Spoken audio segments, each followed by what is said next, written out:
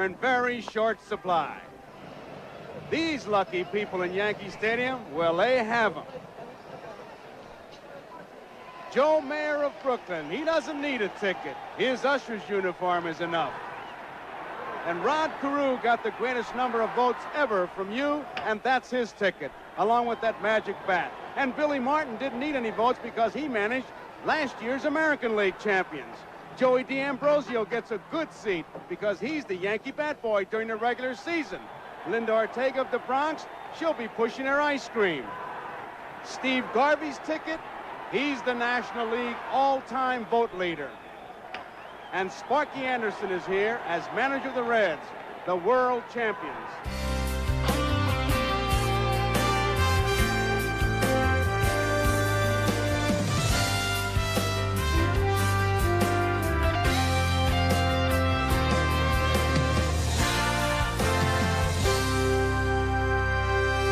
Welcome to a special Yankee Stadium Classic.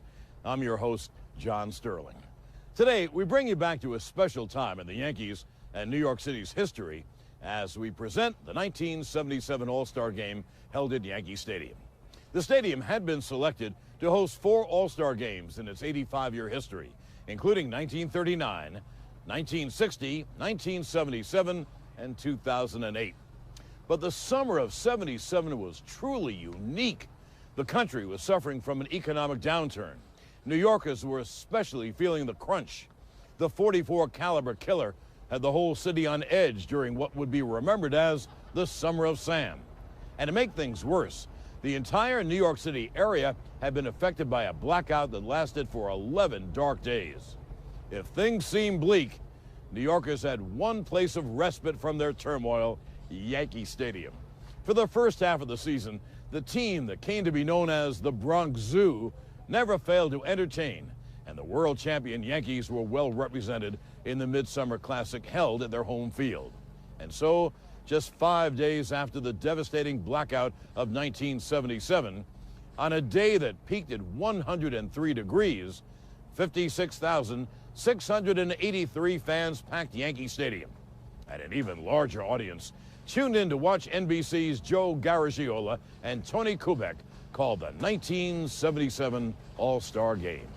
Now, ladies and gentlemen, let's greet these great All-Stars.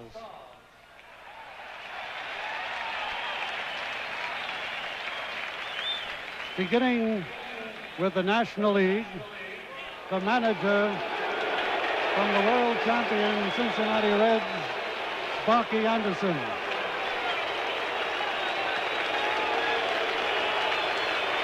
The National League coaches from the Los Angeles Dodgers, their manager, Tom Lasorda. From the Philadelphia Phillies, their manager, Danny Ozark. Batting first and playing second base from the Cincinnati Reds, Joe Morgan. Batting second and playing first base from the Los Angeles Dodgers, Steve Garvey. Batting third and playing right field from the Pittsburgh Pirates, Dave Parker. Batting fourth and playing center field from the Cincinnati Reds, George Foster. Batting fifth and playing left field from the Philadelphia Phillies, Greg Luzinski. Batting sixth and playing third base from the Los Angeles Dodgers, Ron Cey. Batting seventh and catching from the Cincinnati Reds, Johnny Bench. Batting eighth and playing shortstop from the Cincinnati Reds, Dave Concepcion. Batting ninth and pitching, warming up now in the bullpen from the Los Angeles Dodgers, Don Sutton. And now, here are the remaining National League All-Stars.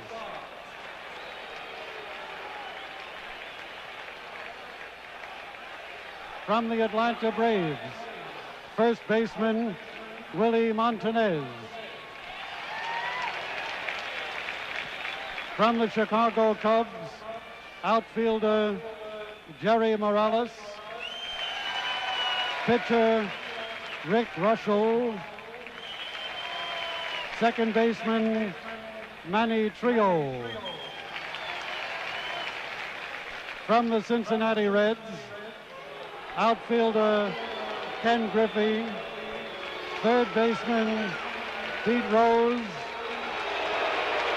Pitcher Tom Seaver.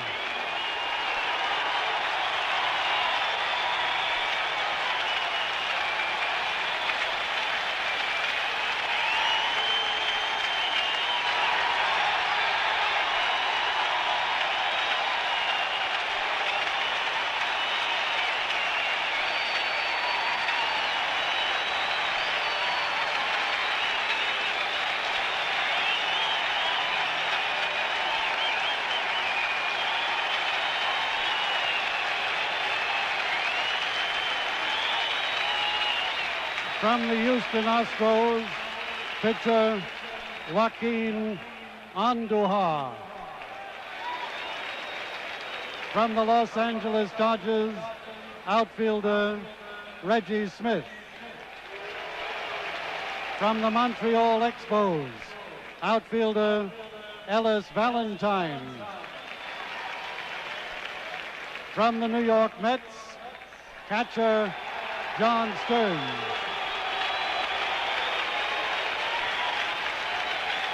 From the Philadelphia Phillies, pitcher Steve Carlton.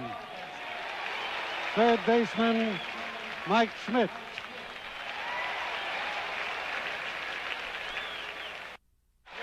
Gossage.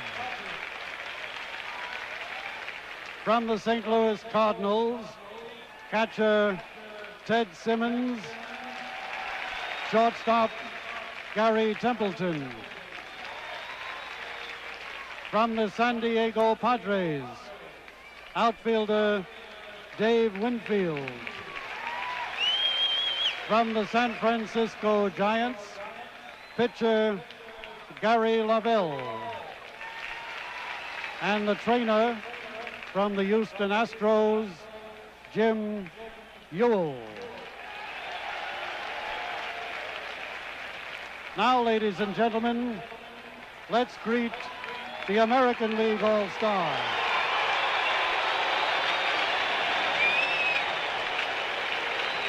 The manager from the American League champion New York Yankees, Billy Martin.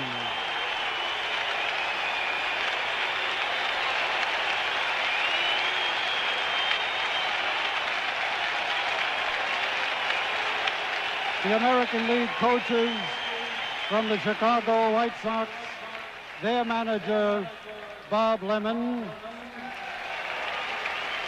From the Milwaukee Brewers, their manager, Alex Grammas. Batting first and playing first base from the Minnesota Twins, Rod Carew.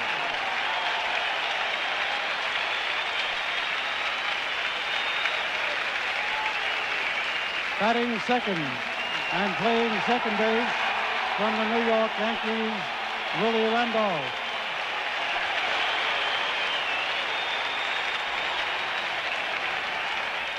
Batting third and playing third base from the KC Royals, George Brett.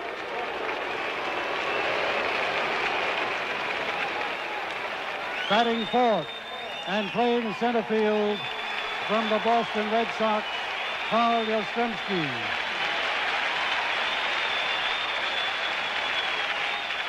Batting fifth and playing left field from the Chicago White Sox, Richie Zisk.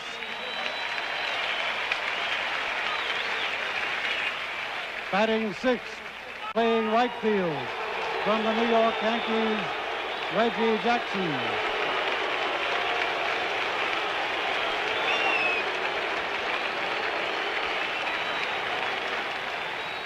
Batting seventh and catching from the Boston Red Sox, Carlton Fisk.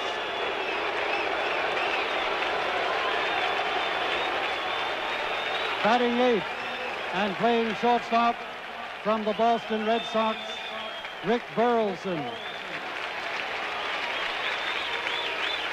Batting ninth and pitching, now warming up in the bullpen from the Baltimore Orioles, Jim Palmer.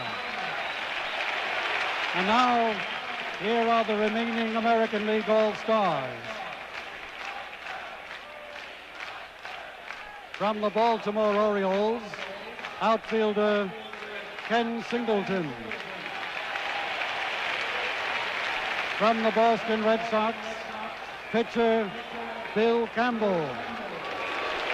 Outfielders Fred Lynn and Jim Rice. First baseman George Scott.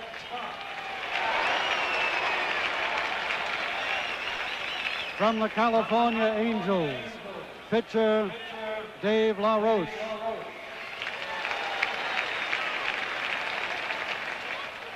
From the Cleveland Indians, pitchers Dennis Eckersley and Jim Kern. From the Detroit Tigers, first baseman Jason Thompson. From the Milwaukee Brewers, pitcher Jim Slayton. From the Minnesota Twins, outfielder Larry Heisel and catcher Butch Weiniger. From the New York Yankees, pitcher Sparky Lyle.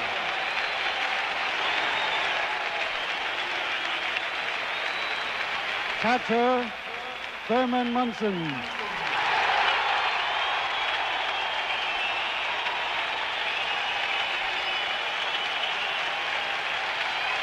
Third baseman Greg Nettles.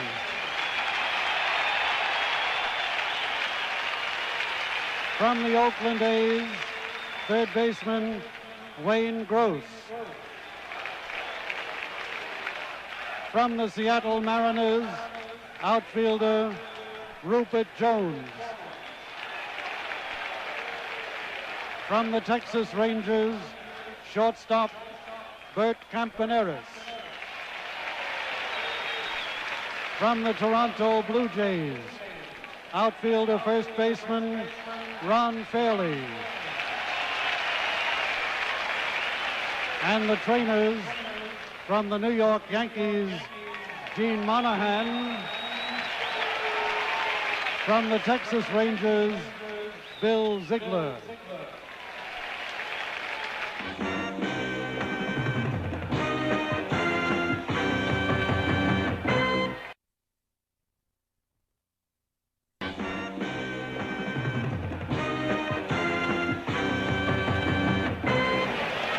Joe Morgan will lead it off for the National League. And I'll tell you, one of the sights tonight would be if the ball is hit in between any of the outfielders, with Zisk not really a gazelle in left field, Yastrzemski limping in center field, and Jackson not exactly a Gold Glove winner. That ball may be hit in between them. He'll run for a week and a half, may catch a cab to catch up with the ball. At any rate, Joe Morgan leads it off. Morgan is hitting .310 on the season with 12 home runs and 47 runs batted in. All-Star game is underway with a high fastball, and it's ball one. Ain't got any tighter. Inside. Carlton Fisk said that Palmer will call his own game. All Fisk has to do is remember what finger he put down.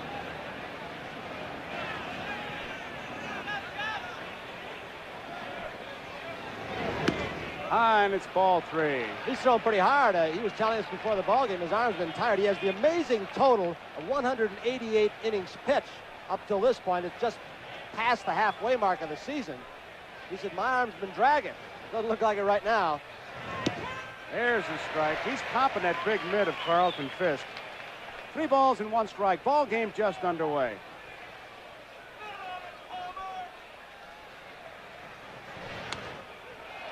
Out of play. Well, if you think that this game is going to be dripping with strategy, watch the way Fisk flashes his signs. Just like on the playground, guys. 1's a fastball, 2's a curve. Uh-oh. That's deep. Way back there. Jackson near the wall. 1-0.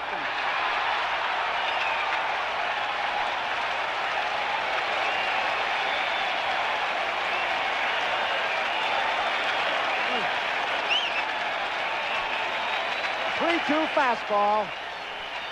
With the National League a quickie. Palmer has given up, Joe, a lot of home runs this year. Unusual for him. He's given up 20 so far this season.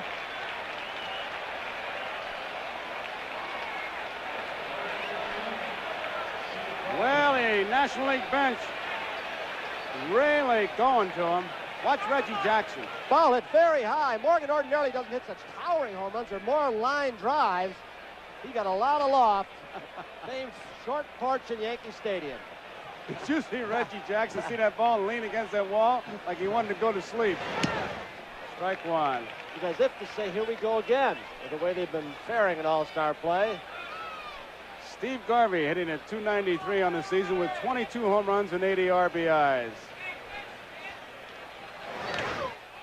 I'll tip he had a good cut. Joe Morgan with that home run ties Frankie Frisch, Lou Boudreau, and Willie Mays for most times home runs as a leadoff batter to start a game. Last time that was done was 1965. 1-0. National League leads.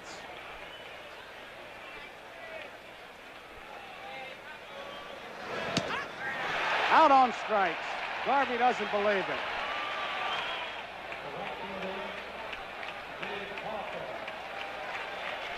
Jim Palmer has given up a home run to Joe Morgan. He struck out Steve Garvey, and here is Dave Parker, who in batting practice and infield practice had that bright yellow Pittsburgh uniform on. And he looked like a 230-pound canary running around out there. But he can hit.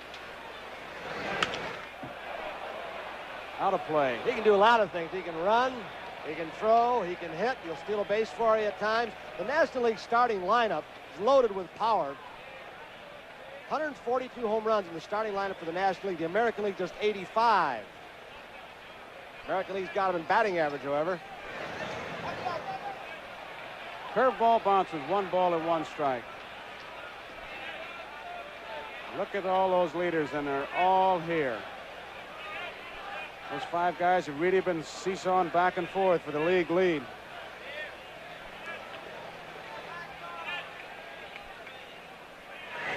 Whoa, outside, slow curveball. That takes a lot of courage to be 60 feet 6 inches from this building and throw him a slow curve.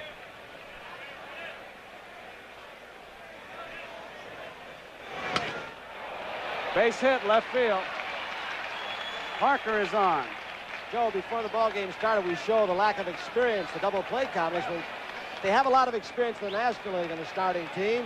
Parker's the only National Leaguer really who has not started in an all-star game. Never been in one.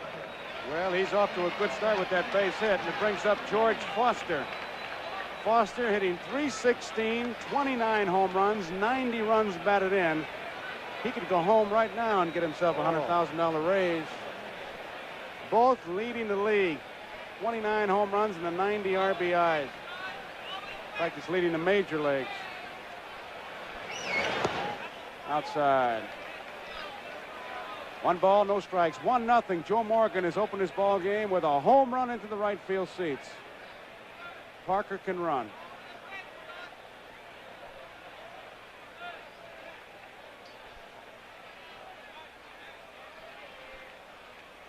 But I tell you, they got Foster, Luzinski, Sabe, Bench, and Concepcion. Then they might think about putting a play on, because you got those guys who can tear out seats for you in the bleachers. Base hit, left center field, no doubt about it. Parker's heading for third. He'll make it easily. Loses both his caps, and they're going to try to score him. Here he comes. Safe.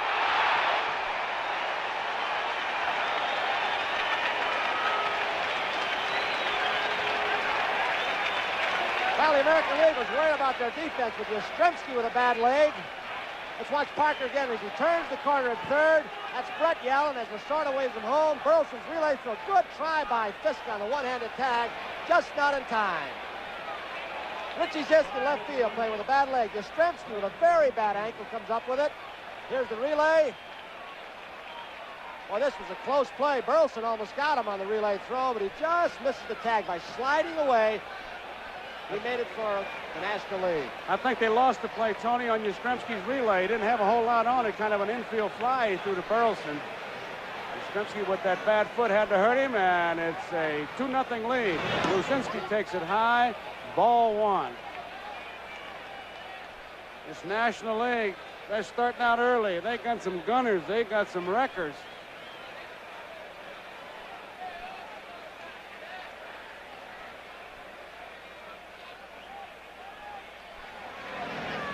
Bounces away from Fisk and heading for third is Foster.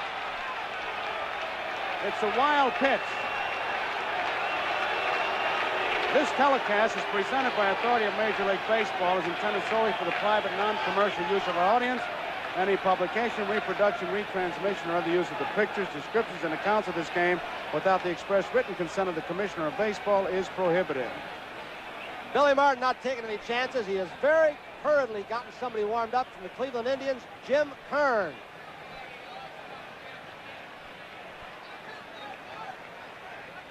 Two balls, no strikes on Greg Luzinski, and he is a real good cripple shooter.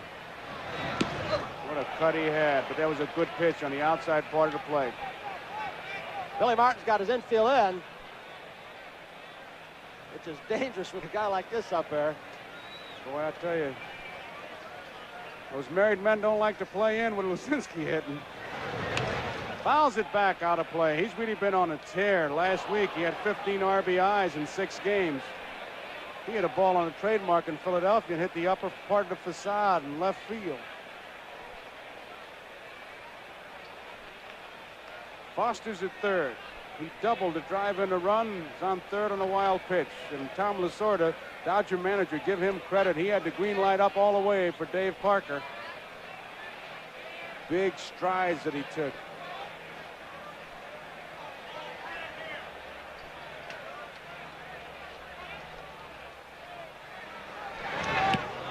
Curveball stays inside. 3 balls, 2 strikes as we look at our shot with a handheld camera. Gives you a pretty good idea of the defense on the left side for Greg Luzinski on a full count.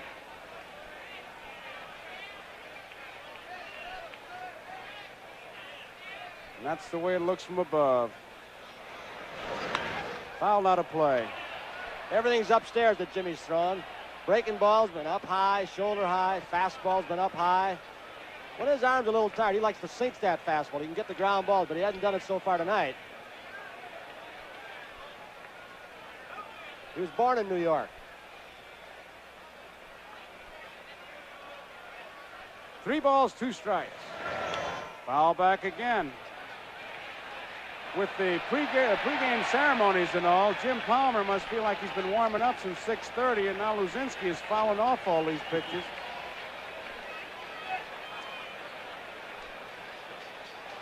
3 balls, 2 strikes, 1 out. 2-0. National League leading. A leadoff home run by Morgan, a single by Parker, and a double by Foster. Parker scored all the way from first.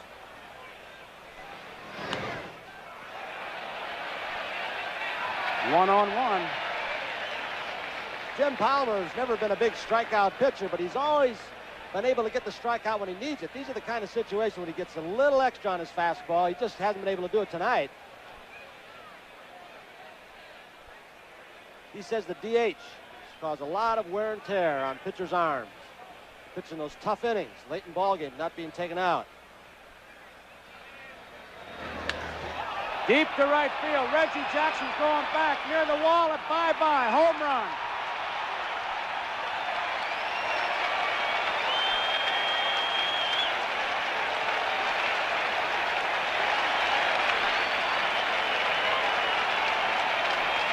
That's why they call him the Bull. He just kept fighting pitchers off, fighting him out.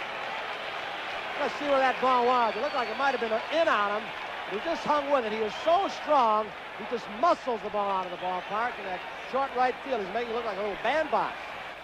Here's Ron Say. I tell you, you could hit a singles in his national lineup and you'd be stopping a rally. There's a strike. Here is Ron Say with 18 home runs, 76 runs batted in. And following him is Johnny Bench, who has 20 home runs and 68 runs batted in. Fouled out of play. Billy Martin. Next to him, Alex Grammas. Not much Billy could do.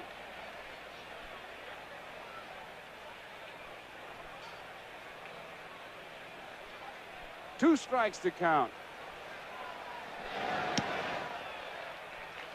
Ron Say out on strikes. So it's been strikeout or no count. And there is Sparky Anderson as he says, hey, Steve, take a look at the camera so the folks can see you. Steve Garvey. The old rally stopper, he struck out. He's the guy who did it.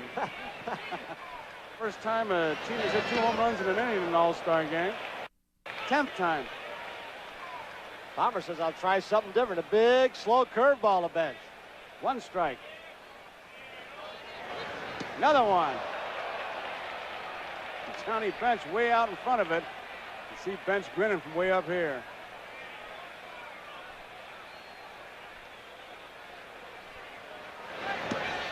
Out on strike, so Palmer struck out the side, but a big inning. National League with 2 home runs, 4 American League coming to bat.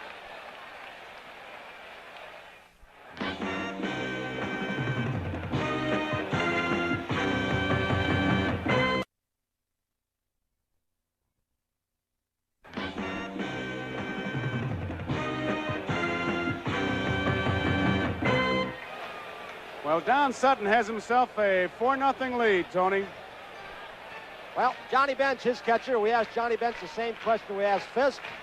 Anything different about catching somebody you haven't caught during the regular season? Here's Johnny Bench on Sutton. Having faced Don, I basically know what he's going to throw. I still would like to go down in the bullpen before the game, but it's a little too far from the dugout here in Yankee Stadium in order to go down there and loosen up. I'm just going to ask him about his breaking balls, if he's going to do anything special or throw one harder or one bigger, and basically let just my experience win out over the rest of it. Johnny Bench talking about Don Sutton, who made a little bit of news at the luncheon the other day when they were talking about Sparky Anderson. It's a tongue-in-cheek job, but I think he got the message across. They asked Sparky Anderson about Sutton starting. He said, well, they're 9.5 games out in front. He deserves it. Says, why not pitch Seaver? And Sparky starting into an answer, and Seaver said, and Sutton said, he wants Seaver fresh for Thursday. Who's he kidding? And, of course, Sparky laughed, but there might have been a grain of truth in that. But at any rate, Sutton fires a strike on Rod Carew. And it's almost a cliche, but this is baseball's purest hitter right here. 1 ball, 1 strike.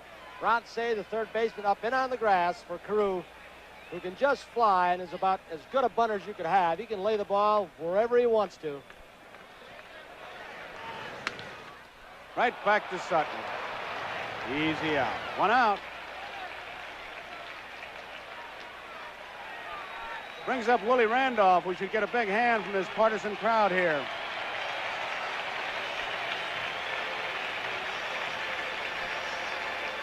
Although I guess those 4 runs that the National League has put on that scoreboard has taken a lot of the wind out of the sails of these American League fans.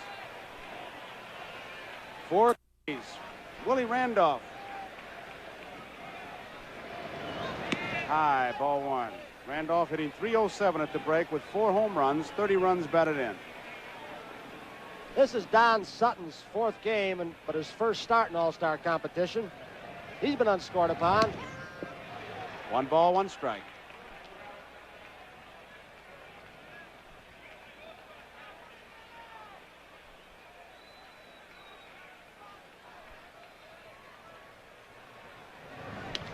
Fouled out of play. Every time Don Sutton pitches, they accuse him of cutting the baseball. In fact, Sparky Anderson, last time in Cincinnati, was going through a whole big thing. But looking at the balls, and he said somebody's cutting them. But I tend to doubt that he'll do it tonight, if he does it at all.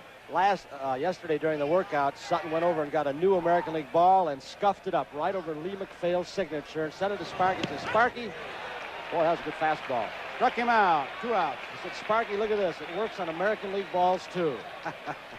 Get me a load of sandpaper. 2 outs. George Brett. Brett was hitting .281, 4 home runs, 34 runs batted in, the Kansas City Royals.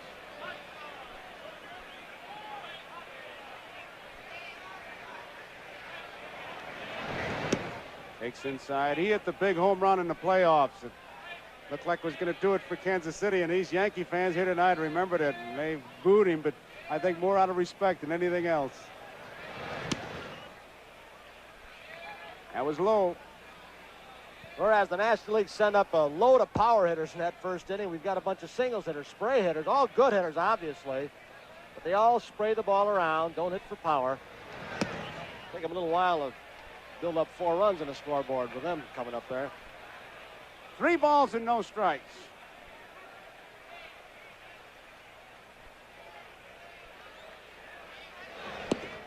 Ball 4. George Brett draws the base on balls, and it brings up Carl Yastrzemski. He should get a great hand. He's playing with a bad leg, bad foot.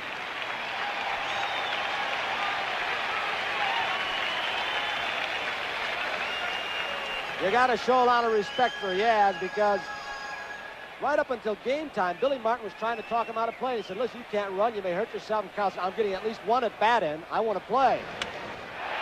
Lines it foul down the right field line. I think of everything I've heard and read, Yastrzemski said it best, because he simply says, for one day, different guys from different teams get to pull together as a team, and that's kind of nice. 1970 was the year he remembers. He got 4 hits off people like Seaver, Gaylord Perry, and Bob Gibson. The curveball hung outside. Keeps making quotes like that, he's going to become my favorite Polish philosopher. Listen, when his name ended in I, he was your famous Polish philosopher. Way outside. 2 balls and a strike. 2 outs. George Brett's at first. National League is leading 4-0. We're in the bottom of the first.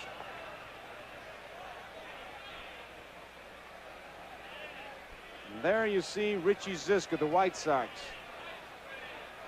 with their new uniforms. The loose look.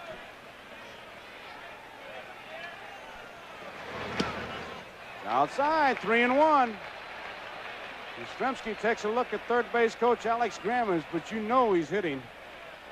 Alex, Milwaukee manager. Bob Lemon, White Sox manager, coaches at first.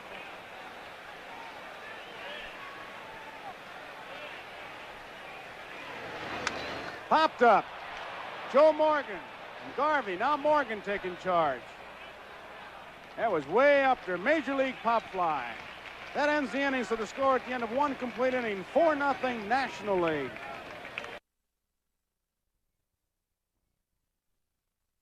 New York live from our Goodyear blimp over the horrors of the blackout. And maybe for a couple hours, baseball doing what it should do, take your mind off your problems. Although Jim Palmer in that first inning had some problems as the National League really jumped on him for 4 quick runs, although he ended up striking out the side. Dave Concepcion leads it off, followed by Don Sutton and Joe Morgan. Fisk puts down number 1, and there it is, a high fastball. See, with all that jazz that you hear about all these complicated signals, it's still a simple game. The way these National League All-Stars have made it is, where they're swinging the bats. Tony, of all the explanations, 1 ball, 1 strike, Willie Mays said it best. When they throw the ball, I hit it, and when they hit it, I catch it. And that, my friends, is baseball. If you're Willie Mays. You got a point. Inside, 2 balls and 1 strike. Dave Concepcion has always been rated as a good hitter, a good RBI man, a good stealer, but they tell us this year, everybody in the National League said they've never seen a guy play shortstop like he has. He has been just outstanding. Morgan was raving about him before the ball game, and he said, I've never seen anything like it. He catches everything inside an artificial surface or dirt. He's up there with a count of 3 balls and 1 strike. Ball 4. There's Willie Mays, and behind him, Joe Nuxhall. Still the youngest pitcher ever to pitch in the big leagues, now a Cincinnati broadcast. He was the batting practice pitcher. Joe Morgan gets ready to be the on-deck batter, and Don Sutton with Concepcion at first base may get a chance to bunt him over and head back to the dugout. Don swings the bat pretty well. Brett creeping in at third. Concepcion has great speed, a great base stealer. Stolen 21. Carew makes the play on Sutton. The sacrifice is executed perfectly, and Sutton now gets in out of the hot sun, so to speak. Davey gets one of the biggest leads around. He gets a bigger lead than Joe Morgan or most others. Has that good base running instinct. He was watching that ball all the way. Ball was bunted a bit in the air, but he didn't want to get trapped. Morgan, who led off with a home run, is up there now. 320 home run, 55 stolen base seasons. What a player. Hit his bat. Morgan says one of his big thrills in baseball is to score a run without an official time at bat. Walk, steal second, move to third on a bouncing ball to the right side, and then a sacrifice fly. 1 ball, 1 strike. He can play, Tony. You wonder where he generates the power. Everybody knows he's not that big. He thinks and hits a lot like Ted Williams. Stands up on the plate, challenges you to throw the fastball by him inside. Great command of the strike zone, walks a lot. He doesn't have a big strike zone. As he bends over, if he looks down, strike zone's about the size of his belt buckle. There goes Concepcion. They got a shot to get him. They got him. No doubt about it. He had a bad jump. He was an easy out for a fine throw by Carlton Fisk. Davey doesn't get thrown out too often. Stolen 21 this year, caught stealing 5. Alex Grammas was saying before the ball game, he has never seen Carlton Fisk throw better than he has this year. He's healthy. If you look at the play again. Line drive right at Willie Randolph. Who hit that ball right on the nose. Ends the inning. We go to the bottom of the second. 4-0 National League over the American League.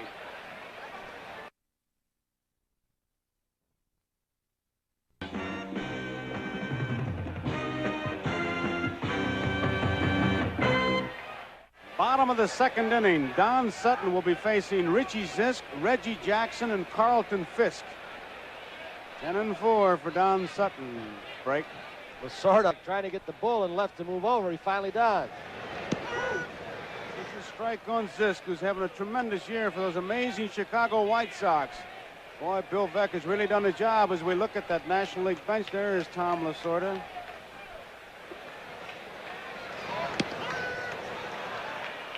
Two strikes on Richie Zisk. Reggie Jackson is the on-deck batter. It'll be interesting to see the reaction he gets. In the pregame introductions, I thought there was a little bit of a story in the introductions. 2-strike pitch to Zisk.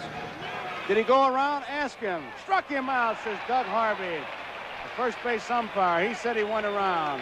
1 out, and it brings up Reggie Jackson.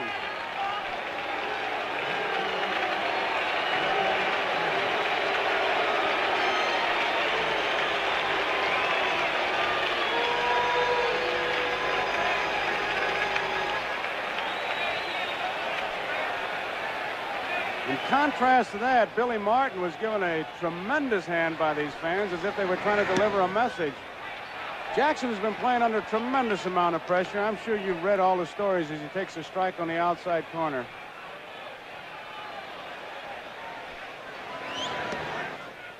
One ball, 1 strike. Reggie's batting average has been going up gradually. He had that very slow start. He feels he's got the bat and everything going together now. He thinks he's going to have a great second half. He's leading the American League in doubles with 29. I tell you, that whole Yankee clubhouse, 2 balls and 1 strike. There's enough turmoil in there that if Dale Carnegie walked in, 9 guys would smack him right in the mouth. Just scratching and clawing. Trying to pitch Jackson outside. Bench keeps setting up out there. Trying to make him hit it to the big part of the ballpark. It's always been the strategy in Yankee Stadium. Pitch the left-handers away, make them hit the left center field, dead center field. Another shot from the top of the stands with that handheld camera. 3-1 pitch. It's a strike. Breaking ball. 3 balls, 2 strikes, 1 out. 4-0, National League leading. We're in the bottom half of the second inning.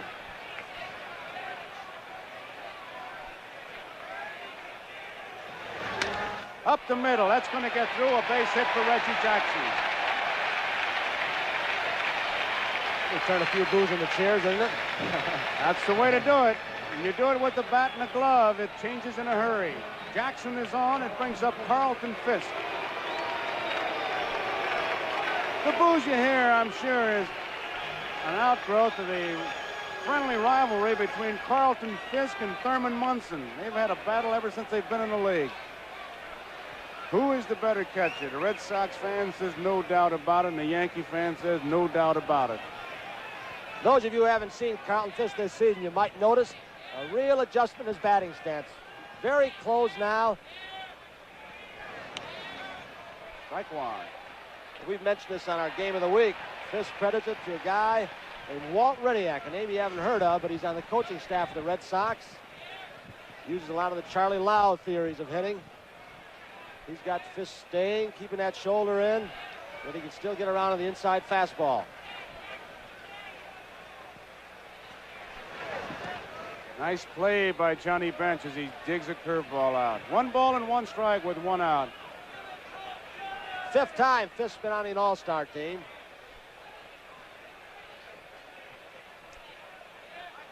Tom Lasorda keeps moving the outfielders around on that Dodger bench. He's got a towel. Looked like a football referee that lost his game. 2 balls and 1 strike. Is he having fun?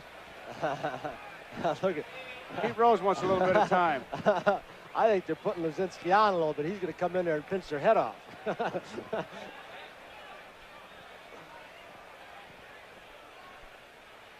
2-1 pitch. There's his strike. 2 balls and 2 strikes, 1 out. And there's the American League bench. You wouldn't have to know the score to know which team is leading. Yes, sir. National League 4, American League nothing. We're in the bottom of the second. Strike 3 is called. Fastball on the inside corner. 3rd strikeout for Don Sutton. 2 outs in this inning. He brings up Rick Burleson. That shot of the American League bench was interesting because Billy Martin was talking to Jimmy Palmer. If Burleson gets out, he's a scheduled hitter. Some activity now in the bullpen. I got to believe that Palmer told him, listen, if we get men on, take me out. If we want to win the ball game, put a pinch hitter up for me. Get some runs back in a hurry. Rick Burleson hitting .298, 2 home runs and 28 runs batted in. High ball 1.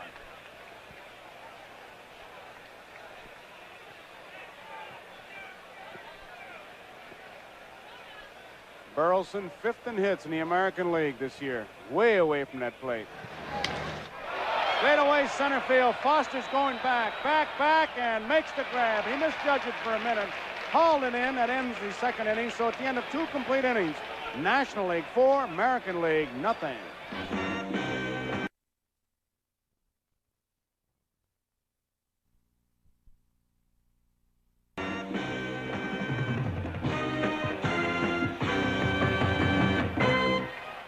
The shot from the Goodyear blimp. That is some impressive shot. I tell you, when I fly out of New York, there's a night game going on, whether it's Shea or Yankee Stadium, just something about going over a ballpark for me, Tony. A little diamond, doesn't it? Yeah.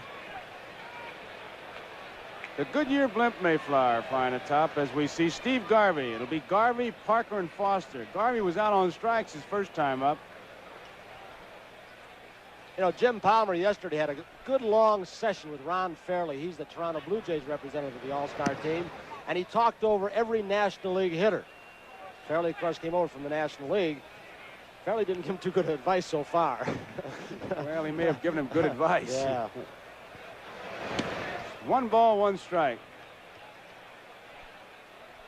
I tell you, it's like the fighter who blesses himself. It'll help him if he can fight. Mm-hmm. You can get a lot of information, but if you can't get that ball in the right spot, forget it. That's out of play.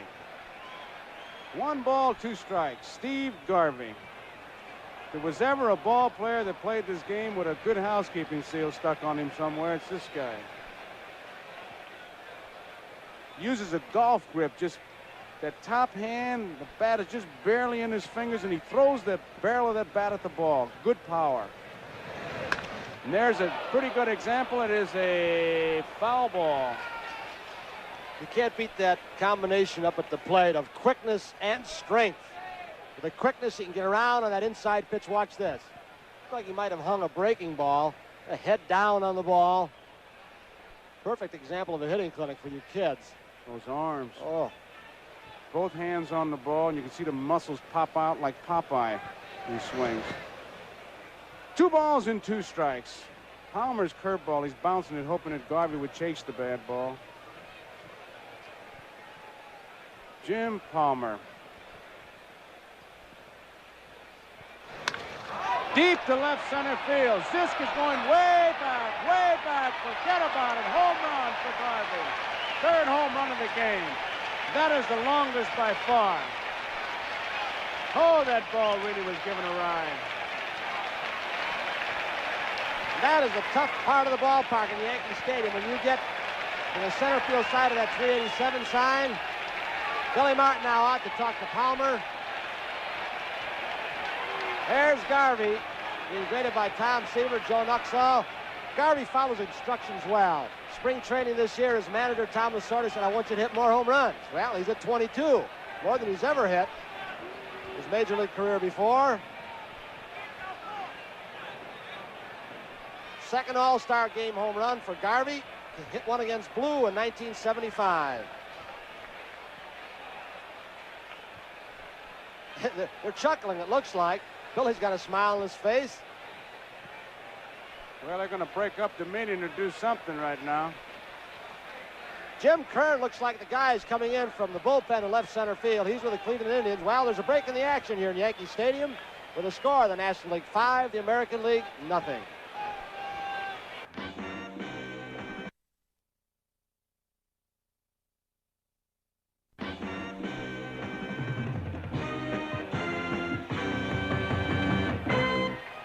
Well, Jim Kern now on for the American League All-Star team, and Billy Martin, we asked him before the ball game today what his plans were as far as managing this All-Star game.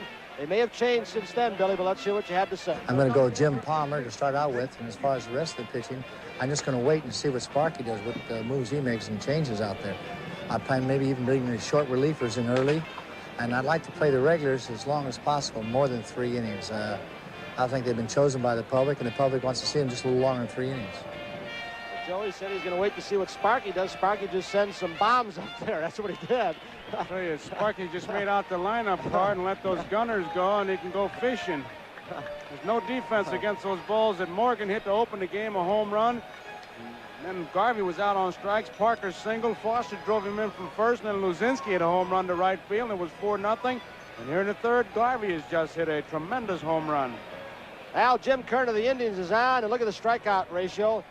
In 57 2/3 inning pitch out to the All-Star break, he struck out 54. He's one of the young flamethrowers in the American League.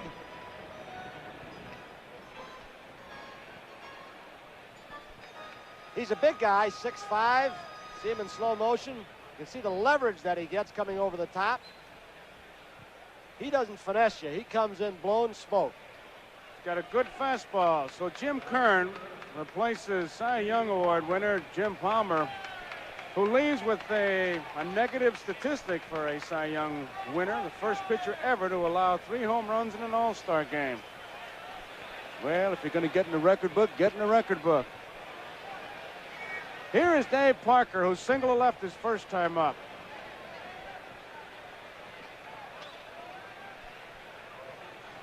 .6'5", 230, big man. He just threw it right by everybody. Shades of Ryan Durham. Carlton Fisk reached for the ball when it was 3 feet by him. Look at this. You talk about a good fastball. Go get it, Pudge. That's this nickname. He never did get the glove up there. 1 ball, no strikes. Another fastball. 1 ball, 1 strike. It's one of the fun parts of an all-star game when you get the free swinging good fastball hitter, which Parker is, against a hard thrower like Kern, which he is. That's strength against strength. 2 balls and 1 strike. I tell you, Fisk has got a new glove he wants to break in. He ought to go get it. In about 2 innings, this kid will break it in for him.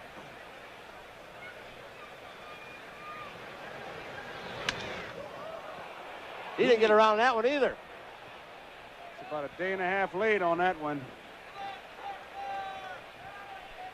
That's a tribute to his speed. That extra base hits, you see. Tied with George Foster. Hits all over. Hit him out in left as well as right. 2 balls, 2 strikes. Foul ball. Didn't get around on it again. Just late. Dave Parker, the guy you may have read about in the last couple of weeks, signed a multi-year contract for, we're assuming, big money. He said he's unhappy in Pittsburgh, and he said the reason? Money. I think I deserve more. That's a new story. Haven't heard that in 10 minutes. Struck him out. Dave Parker is out on strike, so young Kern comes in and gets his first out, a strikeout. Parker takes a strike. Turns around and says, that ball sounded inside. You better take a good look. And if he points like that one more time, I think Mr. Kunkel will have something to say to him. Umpires don't like that at all. High. 1 ball, 1 strike. Kern doesn't expect to get anybody out with that pitch. He just wants to show it to you and then come back with a fastball.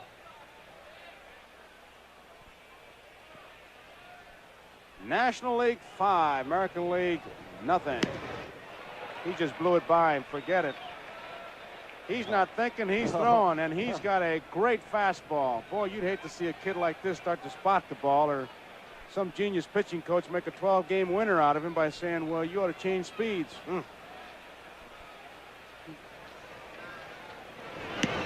Just blew it by him. I like to watch the expression of the hitters as they go back and tell the hitter coming from the on-deck circle what he's throwing. You can tell him what, but how hard you can't tell him. You can say hard, but how hard is hard? He is smoking. Well, he has kind of gotten that National League bench a little bit subdued there now as we look at it. Sutton and Garvey, and he must have said something that broke nuts all up, because Kern out there with 2 strikeouts now faces Luzinski. Ball 1. You can hear the crowd react with his kid's fastball. Just listen after he throws this, if it's his good fastball. You'll hear it hit the mitt.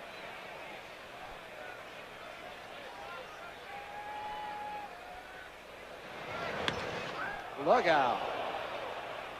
But what? 10 minutes late, George Scott says, hit it out there, the big part of the ballpark. And everybody that was on the far end of the bench is moving towards the runway. 1 ball, 1 strike. Listen to this ball hit that mitt if he throws that good fastball and gets it by Luzinski.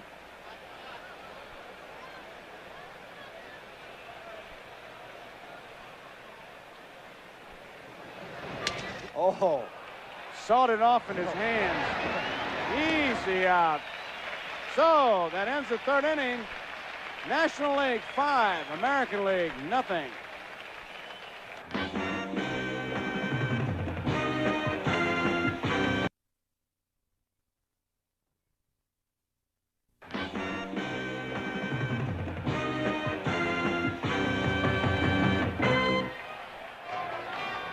A handheld camera all over this ballpark.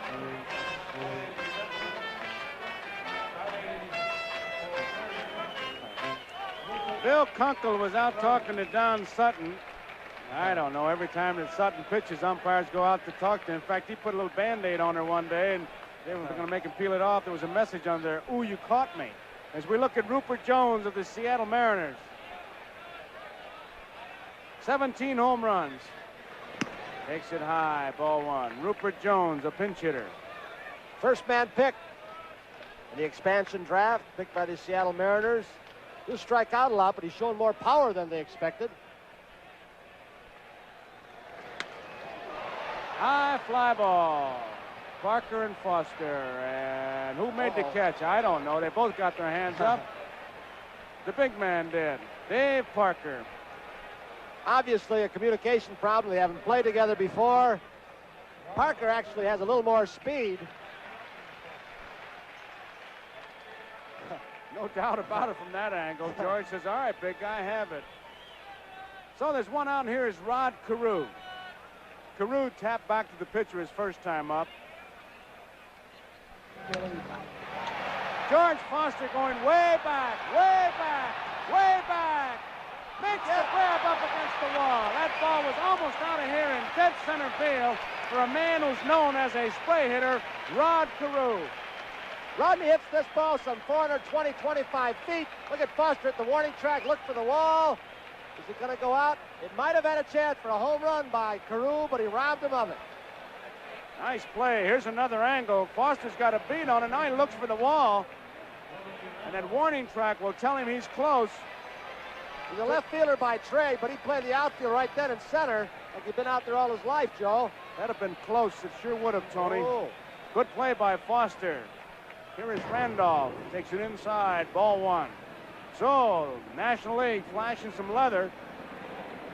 They flashed a lot of lumber. It's 5-0. We're in the bottom of the third. There's the strike. 1 ball, 1 strike, 2 outs. Nobody on. Great play by George Foster.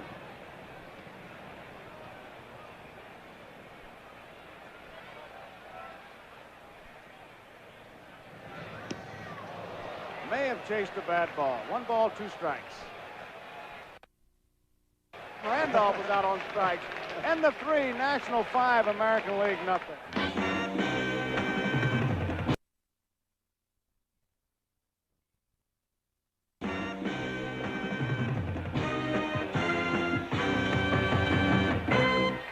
We've got a new pitcher, Dennis Eckersley.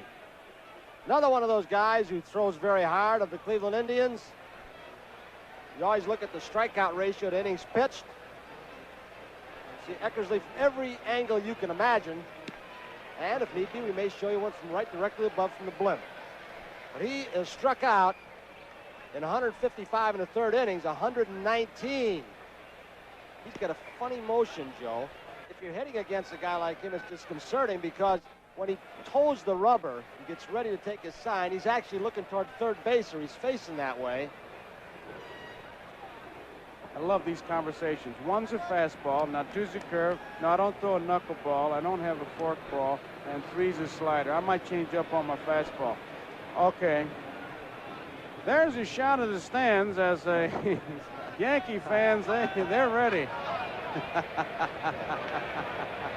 Great. Great. Ron Say was out on strikes his first time up is up there, and watch Eckersley come from around third base. Strike 1. Eckersley's first All-Star game. He's the man who this year pitched a no-hitter against California.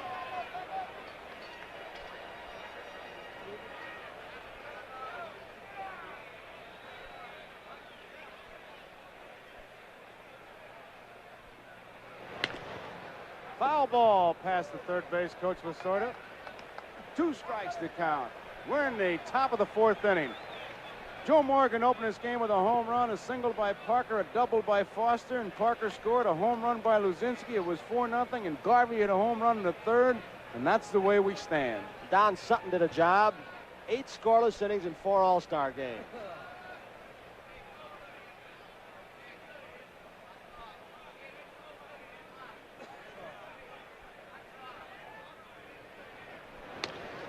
Whoops, he bailed out. Randolph has an easy out. Ron Say is out. Randolph to Carew. Here from our left field camera, Say has been in a terrific slump the last couple of weeks. The regular season. The old waddler, the Penguin. Here is Johnny Bench. This is a good shot. bench a long way from the plate. No way if he comes sidearm will he hit that ball from the outside part of the plate. Pops it up. George Brett at third base taking charge. 2 outs.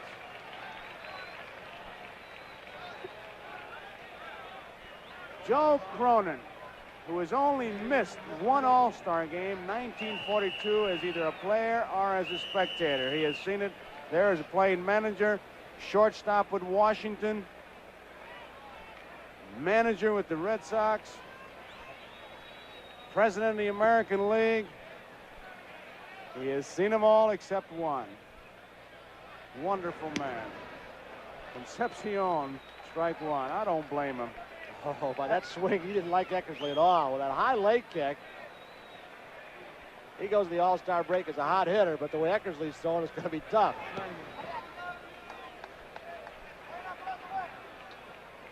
One ball and 1 strike. Palmer started. Kern came on. Now Eckersley for the American League.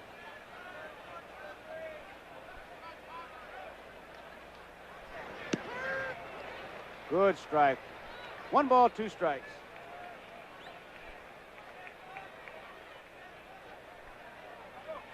Concepcion should get on. Reggie Smith will be the pinch hitter. He won't get on. Eckersley, easy out. 3 up, 3 down. We go to the bottom half of the 4th inning. National League 5, American League nothing.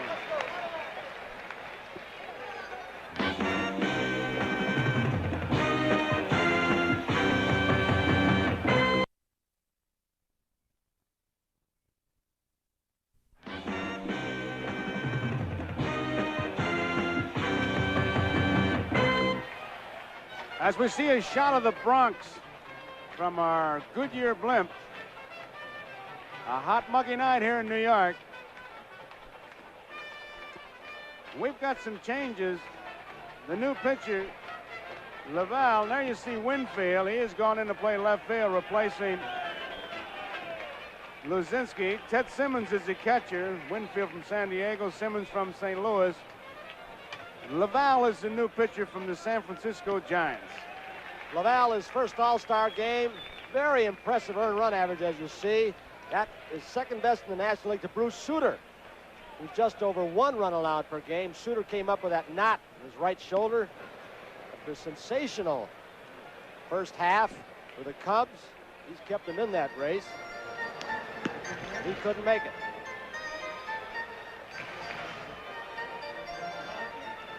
Laval will be facing Brett, Yastrzemski, and Richie Zisk.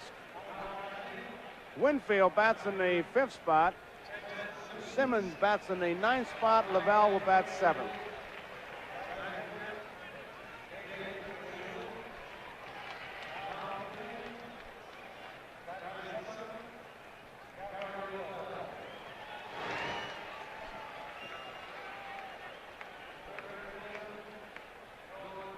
George Brett walked his first time up. High, ball 1. There you see the governor, the gentleman in the blue tie. Big sports fan, Governor Hugh Carey of New York. Fly ball, left field, Winfield going back. Makes the play easily. Boy, he's another big guy. I'll tell you something. Before the game, he and that Dave Parker were running in the outfield together. It looked like a tag team match, looking for some arena somewhere. Yastrzemski popped to the second baseman his first time up.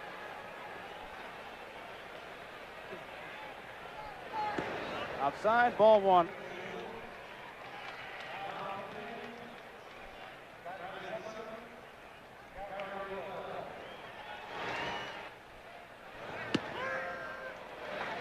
That's the strike. Laval, a pretty good strikeout pitcher in his own right. He's come up with 13 saves for the Giants. He thinks one thing's important in relief, and that's come in and throw a strike if you can on the first pitch. Get ahead of the hitter with something on the ball. 1 ball, 2 strikes. Richie Zisk, the on-deck batter. Yastrzemski, a high fastball out on strikes. First strikeout for Laval. That's the 5th strikeout for the National League pitchers. Now, Richie Zisk. It's a big thrill for him being voted by the fans. His first year in the American League. We asked him about playing in New York, the All-Star game. Well, as a child, I used to come to many, many Yankee ball games and got caught up in the tradition and the excitement of Yankee baseball back in the early 60s. And when you got a chance to play in an All-Star game, no matter where it is, it's a big thrill. But coming back to Yankee Stadium, where I watched so many games, magnifies it that much more. Well, he gets a base hit up the middle, Richie Zisk, and it brings up Reggie Jackson. Bob Lemon, the first base coach.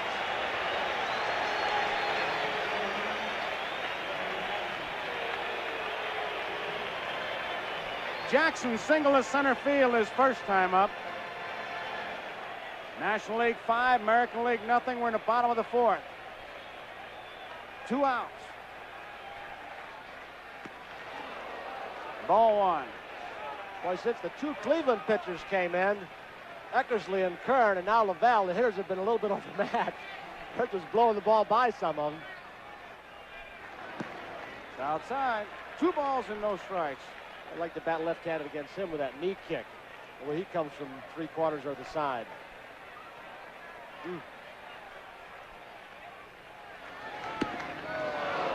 2 balls and 1 strike. The one thing that he does that's very distracting is as he starts his delivery, he looks a little bit towards first base and then starts towards the plate with his arm. You like to see that head looking at you.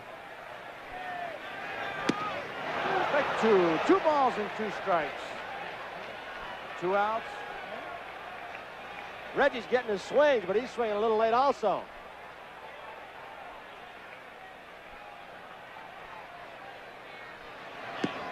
Outside. 3 balls, 2 strikes. 2 outs, so Richie Zisk will be off and running. Pick up about 5 steps. Struck him out. That ends the inning, so at the end of 4 complete innings, it's National League 5, American League nothing.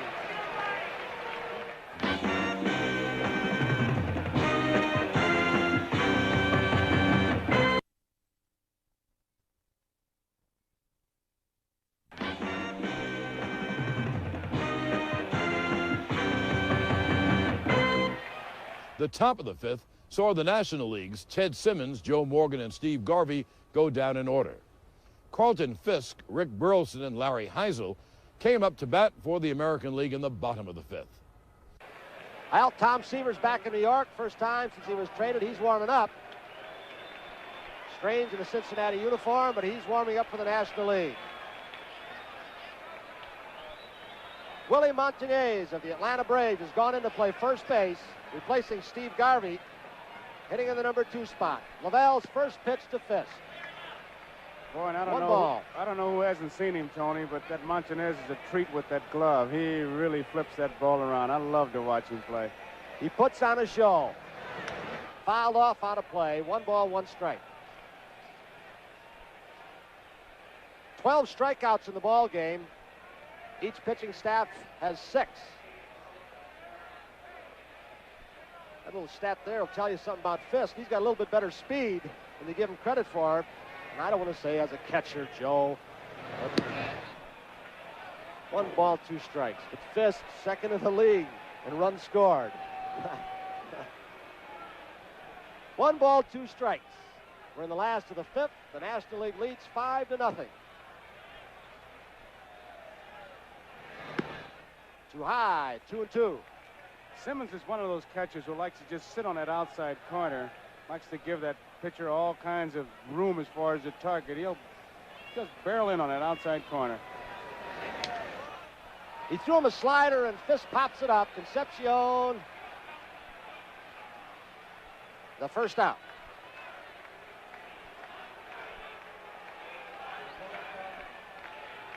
Well, this game tonight dedicated to the memory of the great Jackie Robinson, and on the left you see Don Newcomb, teammate at Brooklyn, and Roy Campanella, teammate at Brooklyn, who they played in that first blacks in the 1949 All-Star game. Rick Burleson hitting 8th, fouls this one out of play. 1 strike. National League with 5 hits. American League with 2. There from the Blimp, Yankee Stadium.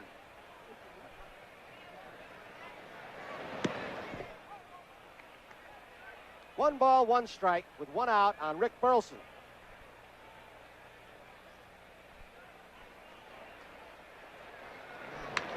Ground ball over the head of Laval, but Davey Concepcion with that great range takes a hit away.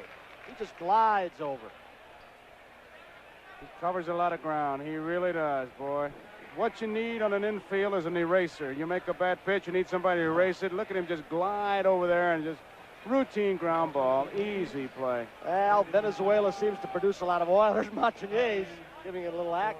Venezuela with a lot of oil, but also some shortstops. Carrascal, Aparicio, and Concepcion. Larry Heisel leading the American League in RBIs with 82. Munson is second with just 68. He's going to be the pinch hitter for Eckersley, the pitcher. He has been overlooked, underrated. Some accused him early in his career of being too outspoken. He's a very quiet, intelligent young man who can hit and play this game. 1 ball, no strikes on Larry Heisel. Gary Laval, the pitcher. 2-0. You would think, Tony, as far as he is from that plate, that he would never be able to reach the ball in the outside corner. He is strong. He hits best when he hits left center, right center field.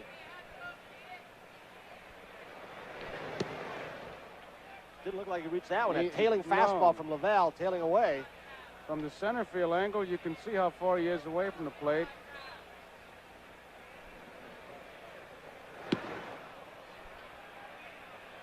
Two balls, 2 strikes, 2 outs. We're in the last of the 5th. The American League trails 5-0. Gary Laval of the Giants.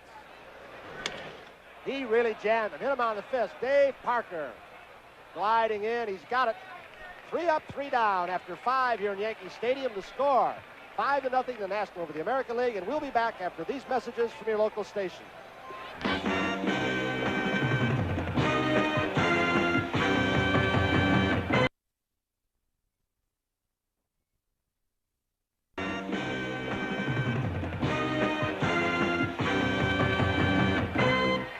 All right, we're back in Yankee Stadium, the site of the All-Star game of 1977. Bert Campaneris, the new shortstop. The Texas Rangers, there's the new catcher for the Minnesota Twins, the youngster Butch Weiniger, the switch hitter. And a new pitcher, Dave LaRoche of the California Angels. He started the year with the Cleveland Indians.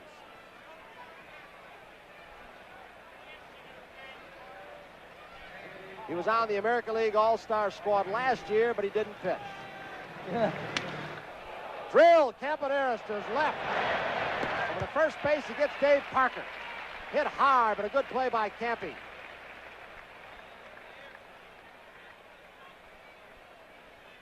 To bring up George Foster, hitting in the cleanup spot for the National League All-Star team. Foster has singled and struck out. What a fantastic RBI season he's having so far. 1 ball to George Foster. Last year, about the middle of August, George Foster tailed off quite a bit, but he said it's not going to happen to me this year. I'm putting the first half of the season behind me. It's a whole new year. Rhodes throws it right by him. That got Conkle. That got Conkle. That's one of those real cavity rattlers.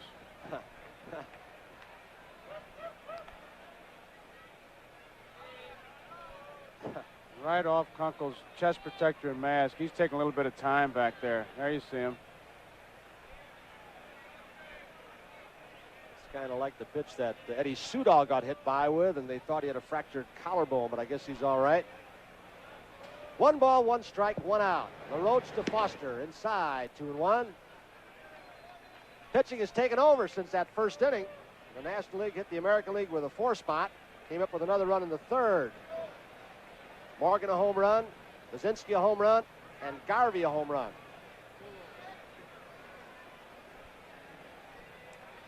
Two and one out.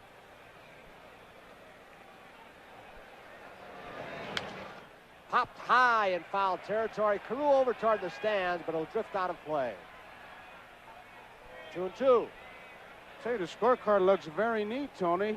5 hits for the National League, 2 for the American League, but 4 of those National League hits came in the first inning. So outside of that first inning bombing that Palmer took, it's been quite a ball game. Those Cleveland kids came in, and they just sprayed that bat rack with termites. Wow. 2-ball, 2-strike count on George Foster. Hopper foul. Tommy Lasorda, who's got his Dodger ball club way ahead of Cincinnati. The Western Division National League. Mr. Positive. 9.5 game lead. Wonder if he thinks that's comfortable. Hit off the fist. Brett into foul territory. Signal fair to Carew. 2 outs. Long throw, good play by Brett. He really balanced himself and gunned it. Watch him set himself. He didn't hurry it at all. He gets ready and he just guns it.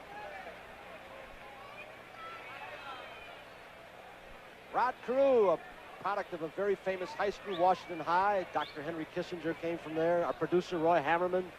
Got to get Roy's plug in, don't we? Dave Winfield. One of the strong young giants, was drafted in 3 professional sports: basketball, football, and obviously baseball. He replaced Lazinski, who had hit a home run and grounded out. 1 ball, no strikes. 2 outs. Dave LaRoche on the mound for the American League.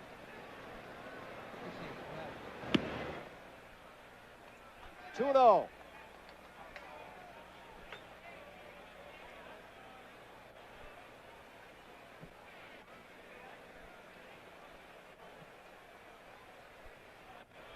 It's the pitch Winfield wants right here.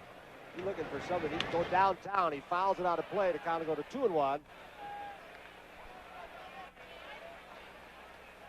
The man behind the plate from the Minnesota Twins and switch hitter Butch Weiniger became the youngest player ever to play in an All-Star game last year. This year, Templeton of the National League squad, the youngest man on either glove. Boy, did he have a cut.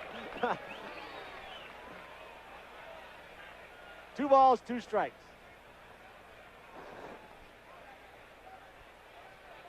Gary Templeton of the National League squad is 10 days younger than Weiniger. We may see him later. Sparky wants him to get in the ball game. 2 balls, 2 strikes, 2 outs. National League 5, the American League nothing. We're in the top of the 6th. Foul out of play.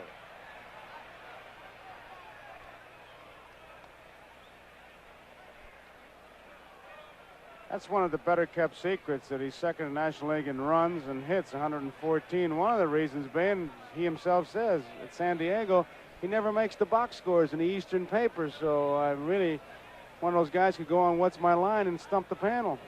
He can run, he can throw, he obviously can hit with power.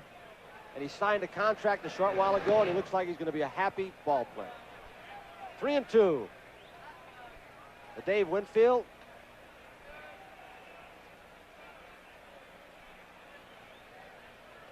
Winfield's first All-Star game.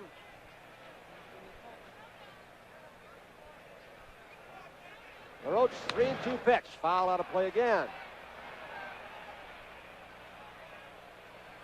On deck hitter, the Dodgers round say that's Mike Schmidt in the background, who came to the All-Star game. He's had a broken finger. He doesn't swing the bat well, but he said, I can play defense, I can pinch run for you. LaRoche's 3-2 pitch again to Winfield. Hit to right field. Sounded like his bat broke, but he drives Rice back to the wall. He dropped the ball as he bumped the wall. Winfield, husky, goes into second base. That bat sounded like it shattered and carried to the wall, Joe. That's when you're strong. Looked like Rice had it all the way, plenty of time.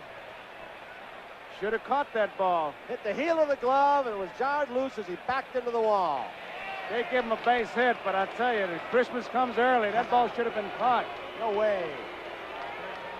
No way what? Caught or hit? It's got to be there. I agree with you. Oh, yeah. They give him a hit. He should have caught that ball. Well, the official scores in this ball game, the Cincinnati Post and president of the Baseball Writers Association, Earl Lawson, Red Foley of the New York Daily News, and Ken Nigro of the Baltimore Morning Sun. To bring up Say with Winfield in scoring position, 2 outs. National League leads 5-0. We're in the 6th. Good fastball.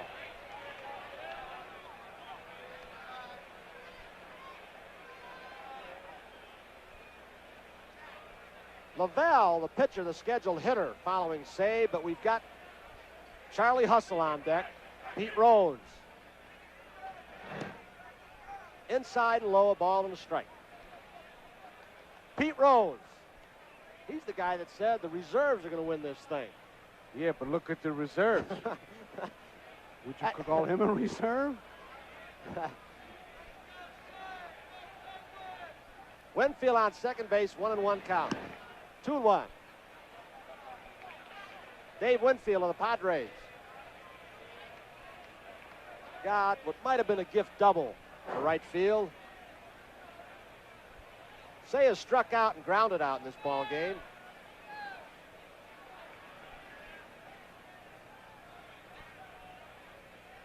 Two and one pitch. Goes 3-1 on Say.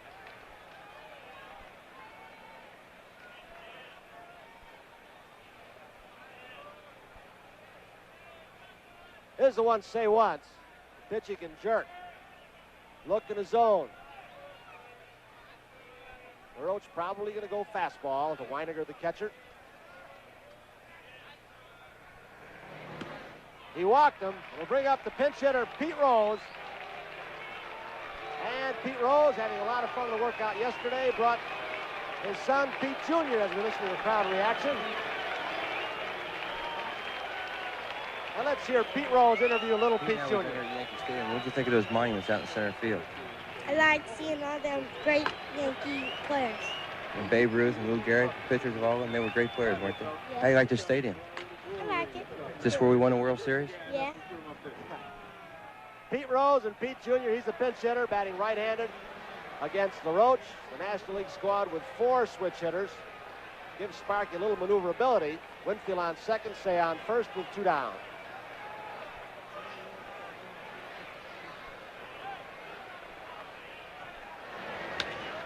He goes after the first pitch. It's a high to right field. Jimmy Rice. Whoa, he had a little trouble, but he gets it. So LaRoche pitches out of trouble. We'll go to the last of the 6th. 5-0 National of the American League.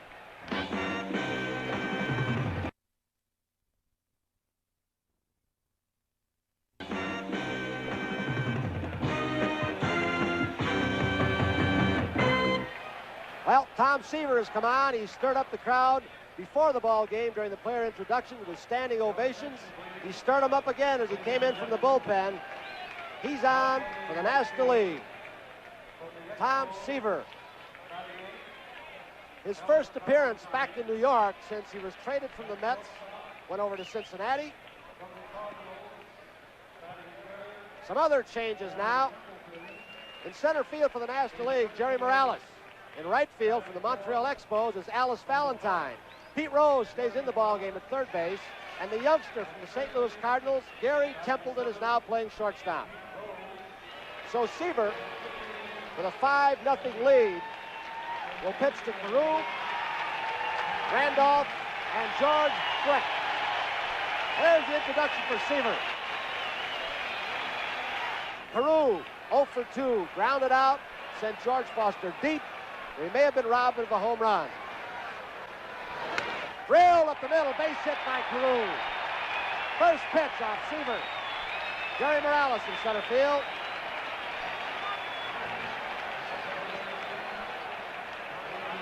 We'll bring up Willie Randolph. He struck out 2 times.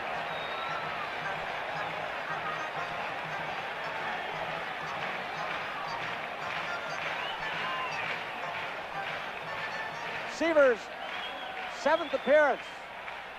He was on the squad 3 other times, but he didn't pitch. Drill right back at Seaver. Smacks it down.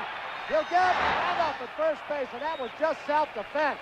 Ball hitting right back at Tom Seaver's face. He knocks it to the ground. Carew goes to second. Wow. Sparky's coming out. Jimmy Ewell, the trainer's coming out. Here's a shot of it. Watch the follow-through by Seaver. It's a good study for the young pitcher, how he's balanced and ready for that ball. And good thing he was. He knocks it down. and still able to make the play. He was just perfectly balanced. 2 pitches, 2 smashes up the middle.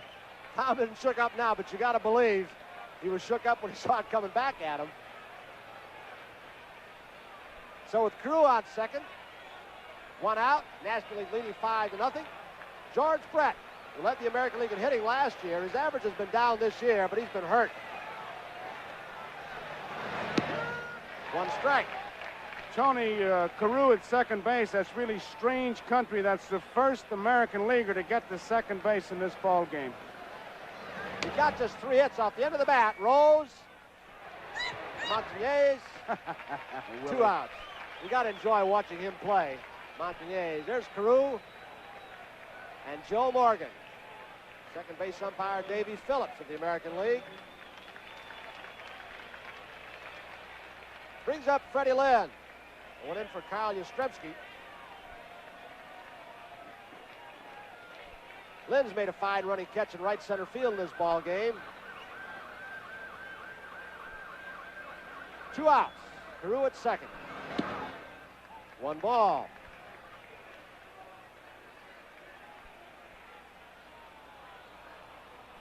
Take a look at Seaver from that center field camera holding Carew.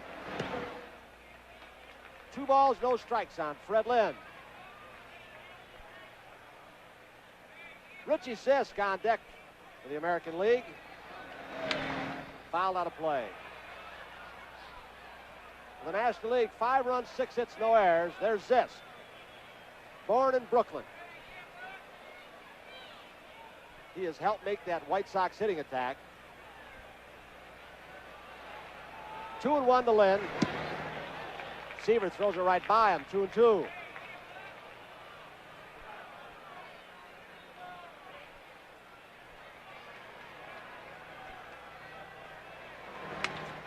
Hit high in the air, the third base line. Rose in foul territory. Templeton over. Look out, Pete. He hit that tarpaulin, tripped over it. The ball came down. He might have had a play. He was on his way down.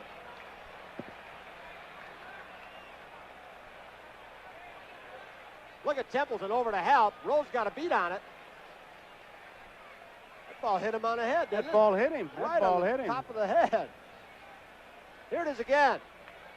There he hits the tarpaulin. No, missed him. Just barely missed him, luckily. 2 balls, 2 strikes, 2 outs. Freddie Lynn facing Tom Seaver with Carew on second. Good curveball. He fouls it off. There's Rod Carew. Magazine articles, picture cover stories. The biggest vote getter in this year's All-Star game for a man who a lot of people said is somewhat of an unknown in Minnesota, except for Minnesota. He's got a lot of publicity. Seaver thought he had it. The count goes to 3-2. I love Carew's theory on chewing, too, Tony. He said it makes the skin tight so don't squint his eye. Helps him hit. Seaver loses Freddie Lynn, so the American League has runners on first and second with 2 outs, and Richie Zisk the hitter. I just wonder if Seaver might not be just a little bit nervous with the kind of reaction that he's gotten here. He had to respond to 3 different ovations as we get a good shot from the blimp. Richie Zisk. Base hit right center field. So the American League will score its first run of the ball game as Carew scores. Lynn may try. He's been waved home by Gravis. Zisk into second base. Lynn scores. It's now 5-2.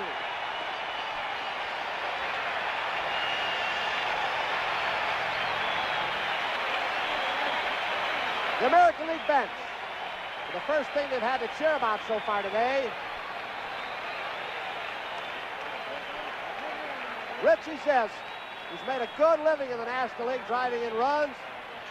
He's done it this year so far in the American League, and he keeps on doing it in the All-Star game. Bring up Jimmy Rice with 2 down. He hits him on the fist, popped up in foul territory. Simmons over, he lost the ball for a second, but he waves Montañez off. And he gets it for the 3rd out. But the American League comes up with 2. We'll go to the 7th here in Yankee Stadium. National League 5, the American League 2.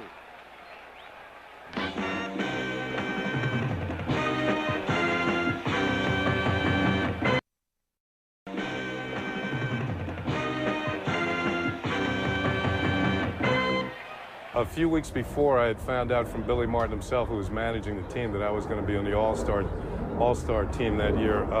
The Yankees were in Baltimore playing the Orioles, and Billy was kind enough to walk all the way across the field after we had finished batting practice, and he told me, he says, "I'm taking you to the All-Star game." So I ran right inside the clubhouse. I called my dad up.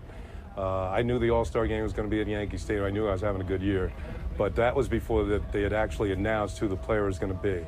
So to find out that way is very special. I know Billy Martin, some people say he wasn't a nice guy, but he was a nice guy that day. And I ran inside, called my dad, and told him I was going to the All-Star game for the first time, and it was actually going to be at Yankee Stadium. So I thought that was pretty special. We've got a lot of changes in that American League defense. There is Kenny Singleton. He's going in to play right field. Jimmy Rice, who was the right fielder, has moved to left field. George Scott is at first base, the boomer. And Greg Nettles is gone in to play third base. And we've got a new pitcher, Bill Campbell.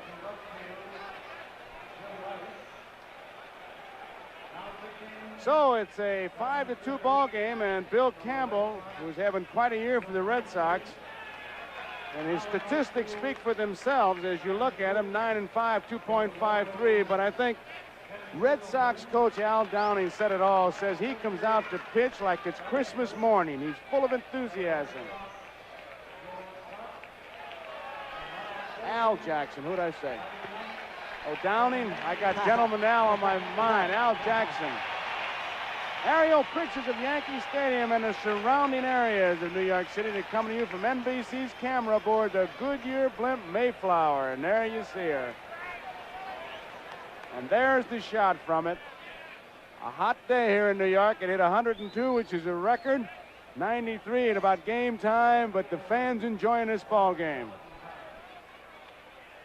5-2, we're in the 7th inning. Valentine will lead it off.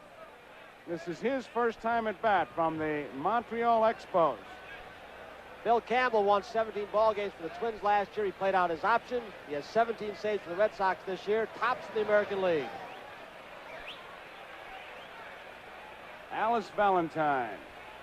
One of the fine young outfielders that Montreal team has. Well, with Andre Dawson, Warren Cromartie. It's the outfield of the future. Really the outfield of the present. They're playing well now.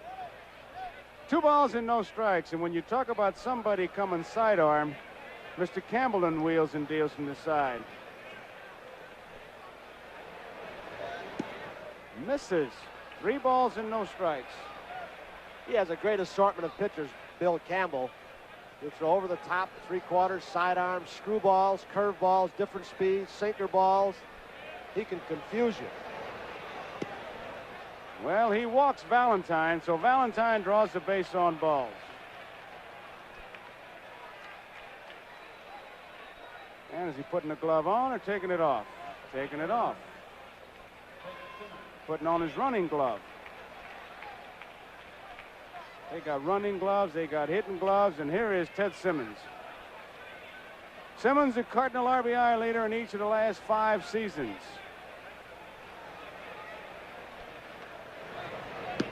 Outside, ball 1. Interesting to see now that that lead has been narrowed with the National League. If they turn Valentine loose, there's our camera shot of what a base runner sees. And Campbell, the pitcher, has an excellent move to first base. Valentine has stolen 9 bases this year. Good shot.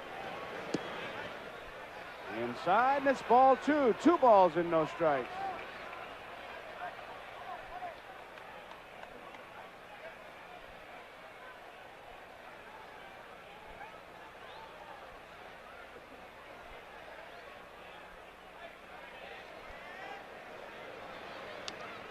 Two balls and a strike on Ted Simmons.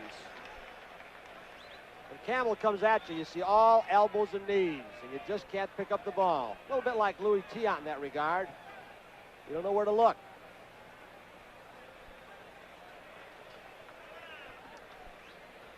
Two balls and a strike.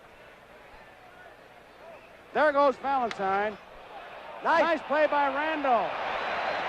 Willie Randolph. Nice play. Got Simmons at first, but Valentine going with the pitch ends at second.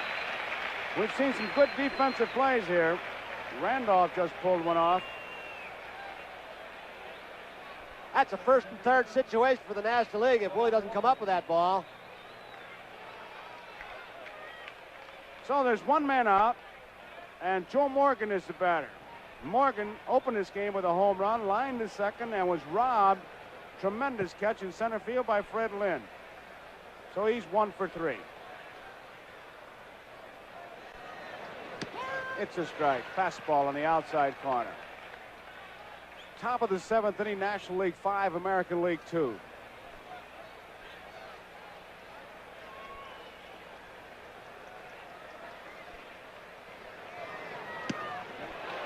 He was going for one. 2 strikes to count on Joe Morgan. Morgan, who can really control that strike zone.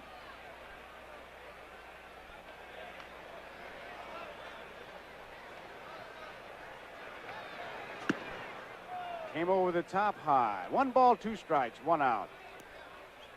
Bill Campbell.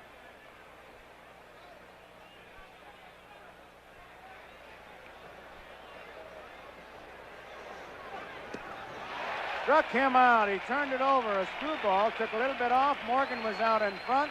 A strikeout for Bill Campbell there, 2 away. And it brings up Willie Montanez. His first time at bat in this All-Star game. Another fine shot from the blimp. Showing you a full house in Yankee Stadium. 2 outs, 5-2, National League leading. Valentine at second base.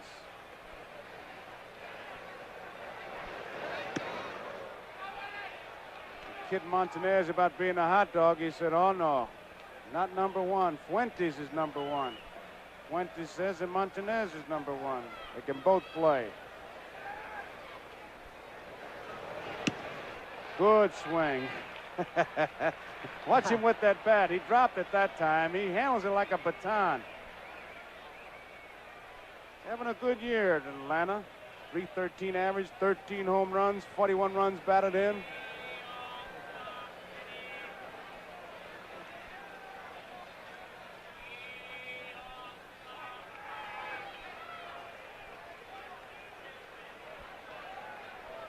One pitch. Fouled out of play. Montanez is one of those guys going to get his swings. He doesn't walk a whole lot. 272 at bats so far this year. Walked just 19 times. He doesn't strike out a whole lot either. See how consistent he's been. Had a big year. He always has a big year.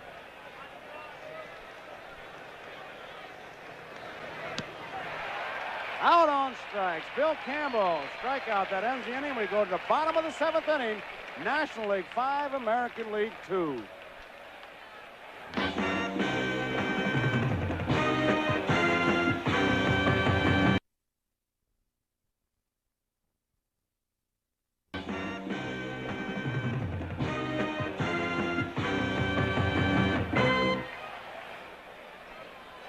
Bottom of the 7th inning, 5-2, National League out in front.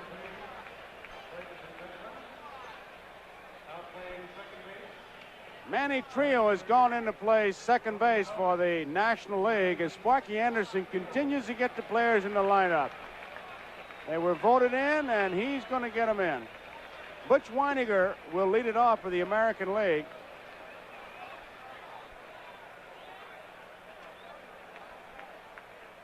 First time at bat for young Butch. This is a good-looking ball player. Takes it outside, ball 1.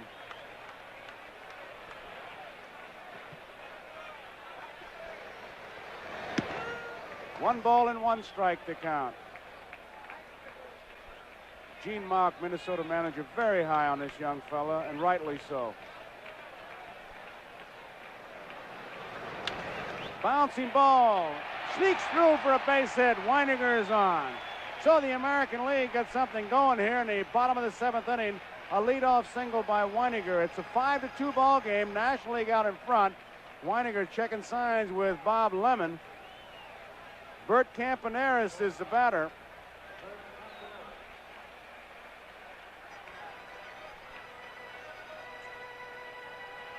one thing Bob Levitt could be telling Weiniger, hey, we're down, don't get picked off. Watch the line drive, make it go through.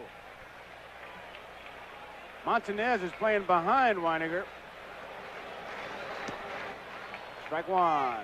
Campaneris tried to hit that ball to right field. That's the view Weiniger has. His crowd tries to stir it up. A partisan American League crowd, and they trail by 3. Strike 2.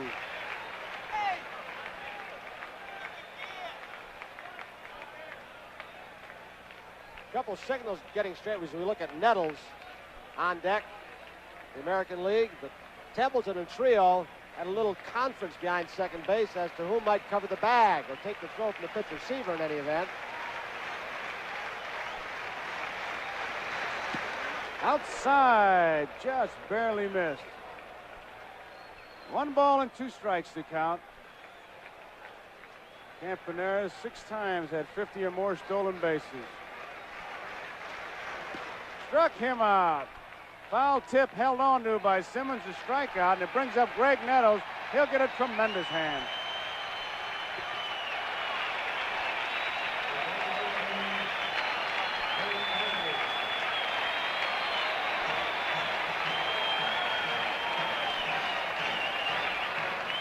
"20 home runs, 58 runs batted in. He led the American League in home runs last year, 32. Low, ball 1. Lasorda trying to get Winfield in left field to move way over and play him deep. Nettles strictly a pull hitter. There's Lasorda. Foul out of play. Ball and a strike. Seaver looks like he pitched in this park a lot more than he did Shea Stadium because he knows how to keep the ball away. Make him hit to the big part, especially the left-handed hitters. They don't like to change up on you. Unless you've got a real, there's Lasorda again.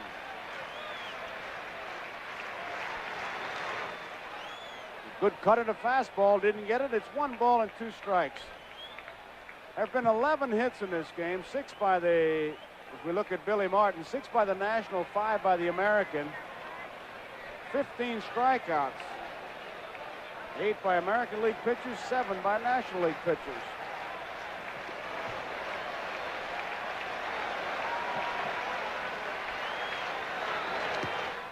Kunkel took another one off the mask.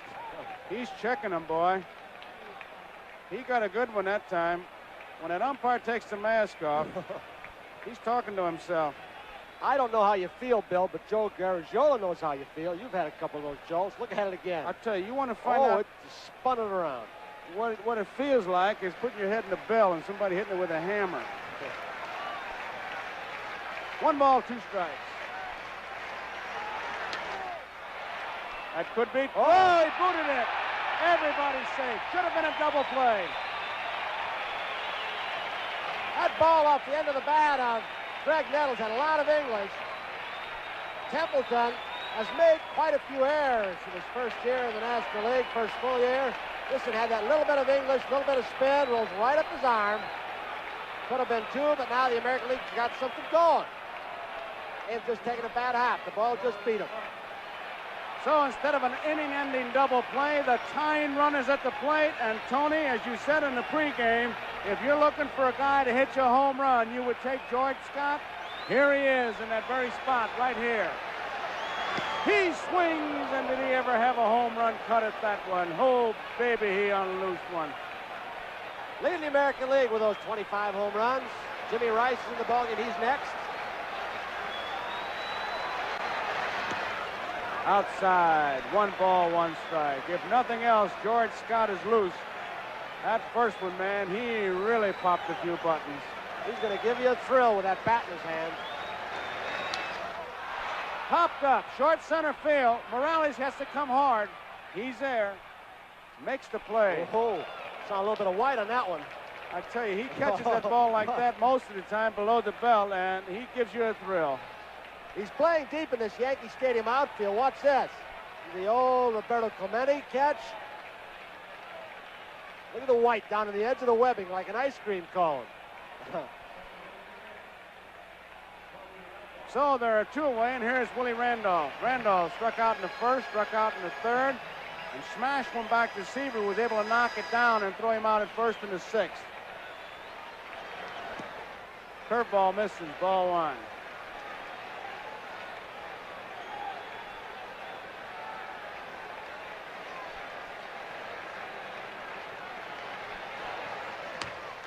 Straight away center field. Morales is coming in. He can't get it.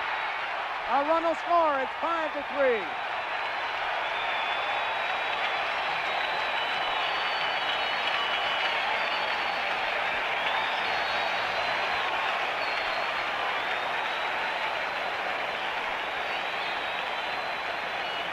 Well, the bullpen's going for both clubs. We're going to have a pinch hitter, Joe. Ron Fairley has come out of the American League dugout. He'll be the pinch hitter for the pitcher, Campbell, who was batting in the third spot. And the tying runs are on. Nettles is on at second base. Randolph is on at first, and Ron Fairley, the batter. 2 men out, 5-3, National League leading. He's been on some National League All-Star teams. His first year like this for the American League. He's picked by Martin. Foul ball. This game started out as if the National League was going to just demolish the American League.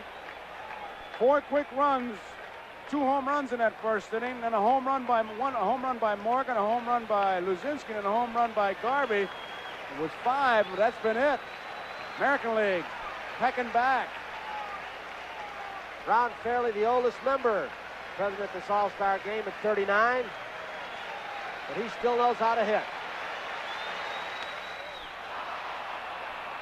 Montanez near the stands, but he won't get it. Two strikes. Excuse me, Joe. Fairley knows Seaver. He's batted against him an awful lot of times in his National League career, but I got to believe when it's a Tom Seaver out there that he's got the advantage. Well, he's got 2 strikes on him, Tony, and that's a big advantage. Fairley's first All-Star at bat. He was on the National League team in '73, but only played first base. Outside. Simmons wanted to know. They asked the third base umpire, Dick Stello. He says no. There you see Stello. He made the official call on that pitch.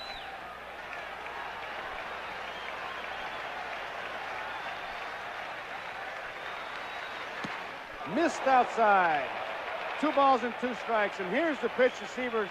He has to make it happen right here. He got 2 quick strikes, and he nibbled on the corner, and now he's set up either way to go outside or jam him. This is his pitch of decision right here.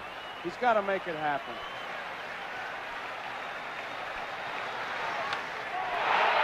Foul ball. He really drilled it. That was a home run all the way. Fairly got out in front. Right now you're seeing that classic confrontation. The good hitter, he's not going to scare up there against the good pitcher. Seaver went with a breaking ball, and he hung it up and a little bit inside. Fairly pulled the trigger a little bit too soon. I got to believe Tommy's going to go back outside with him now, making it to the big part of the ballpark. 2-2 pitch. 3-2. And now with 2 outs, everybody's running, and Willie Randolph can score the tying run on a long single. He's at first base. Greg Nettles, he'll be off and running at second base. 3 balls, 2 strikes, 2 outs, 5-3, National League leading. Struck him out. Tom Seaver gets a strikeout. That ends the 7th inning, so the score at the end of 7 complete innings. National League 5, American League 3.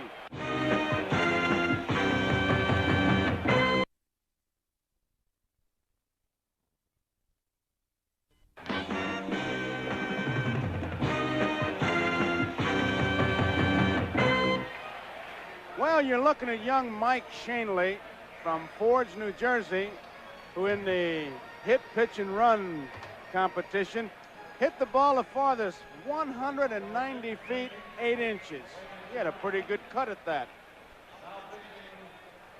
Young Mike Shanley. As we see Sparky Lyle, the new pitcher, talking it over with Butch Weiniger. Sparky with that chew, he looks like he's deformed. Lyle pitched in the 1973 All-Star game. He was on squad in 76, did not get in. He's been the ace out of the Yankee bullpen for a number of years. His big pitch, that hard slider. Breaks right at the last.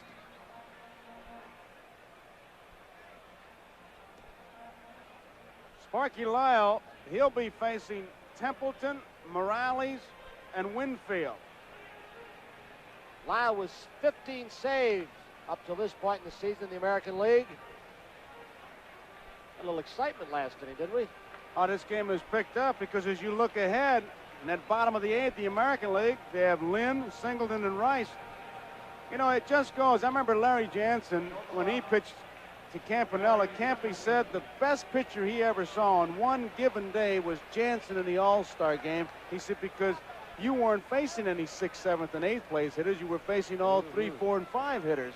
And that's what's happening now. Gary Templeton. Boy, you're looking at a kid who has got superstar stamped all over him. Sparky got a little criticism from some areas of the country for picking Templeton to the squad over Larry Bowa, who's, well, he's just been a sensational shortstop, Bowa. And I'm sure Sparky would like to have picked all three of them, Concepcion, Templeton, and Bowa, but he went with the kid, Templeton. Strike one on Gary Templeton. Well, Sparky handled it well. He said, I don't blame Bowa. I like those kind of guys. When they're not picked, they complain. All-Star means a lot. Money goes to the pension plan. It helps in all the ball players. Time is called. One of the players been running in from the bullpen. Rick Rusho, the Cubs pitcher. He and Suter have been that franchise. Templeton, the youngest player in either squad. Base hit. No way they're going to get him. And he makes a big turn. He's going to try it. They got a shot. They won't get him. I tell you, he can do it all. He didn't hesitate. Danny Ozark had the green light going, but there was no way he could help him. He made up his mind. Watch it. Well, how'd you like to be 21, a switch hitter, hitting well over 300, be able to do what he just did? He made that double, not from first to second, but right from out of the batter's box, home plate. We started taking those long strides. He was moving. Rice was playing deep in the left center field. He didn't loaf on the ball. He came charging it. He simply outran it. Here is Morales. Look out. That hit him. Look out. Look out. That hit him hard. Morales is on, hit by a pitch ball. That's that hard slider that Sparky Lyle throws. He may have tried to overthrow it. They're looking at Morales at first base, even though he has not rubbed it. That ball hit off his leg so hard. As we look at Winfield, Trainer is still working on Morales at first base. That ball hit off his leg so hard it bounced into the dugout. Well, Herman Franks, the manager of the Cubs, who's got them in first place in the Eastern Division, is sitting somewhere worrying about that. He's already got Suter with that sore shoulder, missing the All-Star game, and he got cracked pretty good, looked like on the knee. That man right there, Danny Ozark's got the Phillies creeping up on Herman Franks. Oh, it's going to be a good second half, I'll tell you. Interesting to see the guys that are leading can make a little story. Joe Jr. and I were talking about it today. Herman Franks said, oh, he'll never identify with the players. Lasorda's a big cheerleader. Bob Lemon at the White Sox. There's the strike.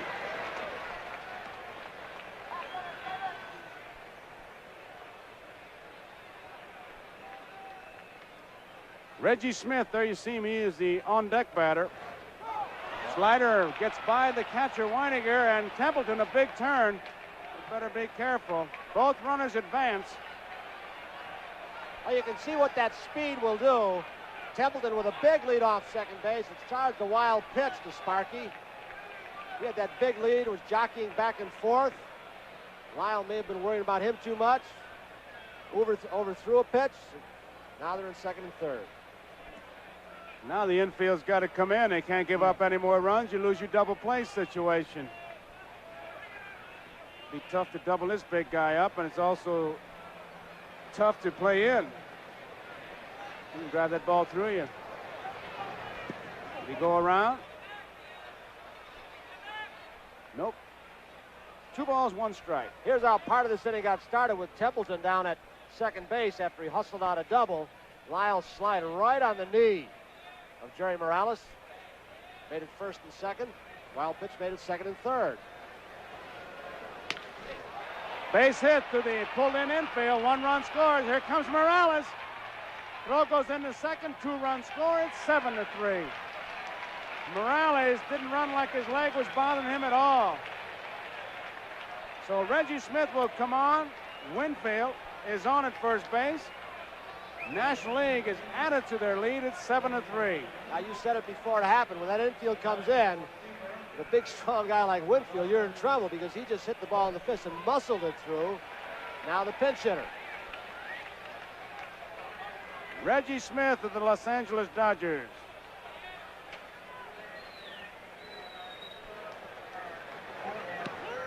It's a strike. Chubb Feeney, National League president, and the man on the far side, Warren Giles. For many years the president. Base hit, left field, Reggie Smith. Winfield, big turnaround second, but holds on. Sparky Lyle being treated just a bit rough here. Smith really limping on that bad leg.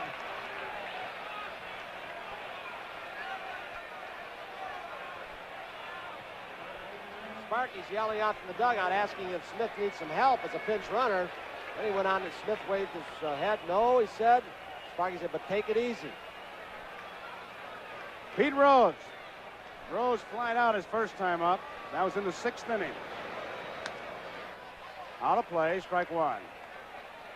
Nobody out. Base runners at first and second. 2 runs are in. Sparky Anderson, he wants a pinch runner. He's going to run somebody. Mike Schmidt. He wants him out of there. Smith on that bad leg. You see him limp off badly. He's been playing with that pretty much of the season.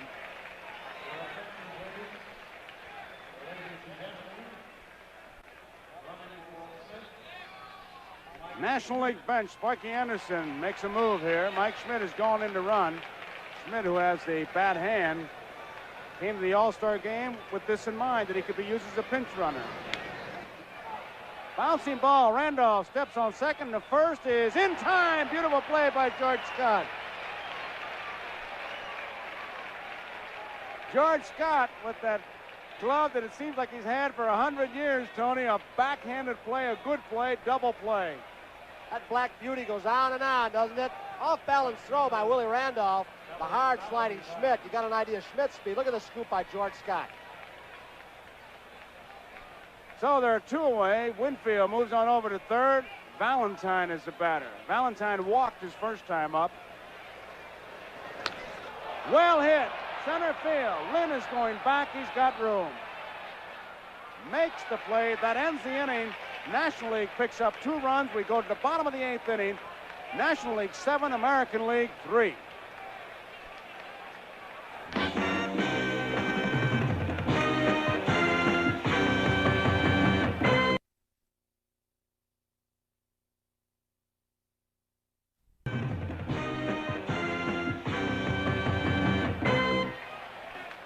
Rick Russell is the new pitcher, and he'll be facing Fred Lynn.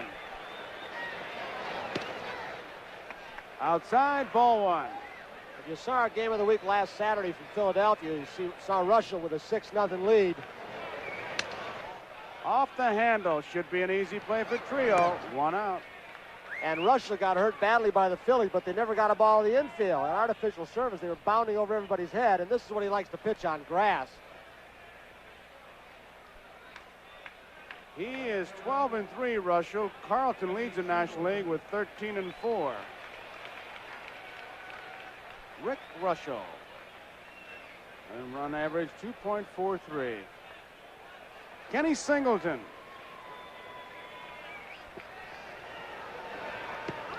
There's the strike. National League 7, the American League 3. We're in the bottom of the 8th. Bounces off Simmons. 1 ball and 1 strike. Quite a story about Kenny Singleton, another man in the American League squad, Rod Carew. They used to play baseball in a lot, sand lot, adjacent to the stadium, right across the street. and they used to hold up the games and listen to Joe Garagiola give the Yankees scores. You're making that up. No, he told me that. They'd say, hey, in the 5th, get the portable radio out. What Garagiola says, leading. Ow. That hit him. That hit him, but good. Singleton is on. Was facing Rick Russell from Chicago Cubs, and he hit me with a pitch in the shin. And if people out there don't know what it feels like, it hurts. It didn't feel very good. In fact, when the season restarted, it started in Baltimore, and it still was hurting. And the first pitcher I faced was Gaylord Perry, Hall of Famer Gaylord Perry. And the first pitch he threw to me was low and inside at my shin. So he had been watching the All-Star game, and I looked out at him, and he glared in at me like, yeah, I know it's still hurting. Been a lot of strikeouts and some home runs hit here and some good plays, typical of an All-Star game. That is Steve Garvey's beautiful wife. Cindy Garvey.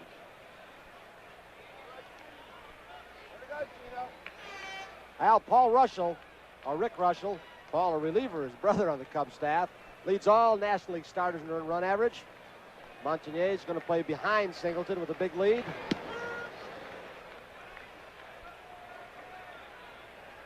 Jimmy Rice. Count of strike 1. Strike 2. 1 man out.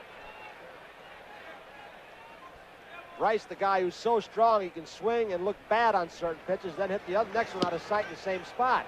Trying to pitch him away that time. 1 ball and 2 strikes. That's a sign of a good pitcher. If he's going to miss, he misses away from the batter. Simmons will sit on that outside corner. He'll take another shot at it more than likely. Missed it away from the batter. Now he's 2-2 and he's set up for the pitch. You get a fellow out there with good control. It gives you the luxury of fooling around a little bit, setting up a pitch. Made it happen, but Rice was there off the end of the bat, a base hit. Singleton stops at second. That was a pitch similar to the one Rice missed earlier, a sweeping curveball outside. This time he stuck with it off the end of the bat, but he's so darn strong.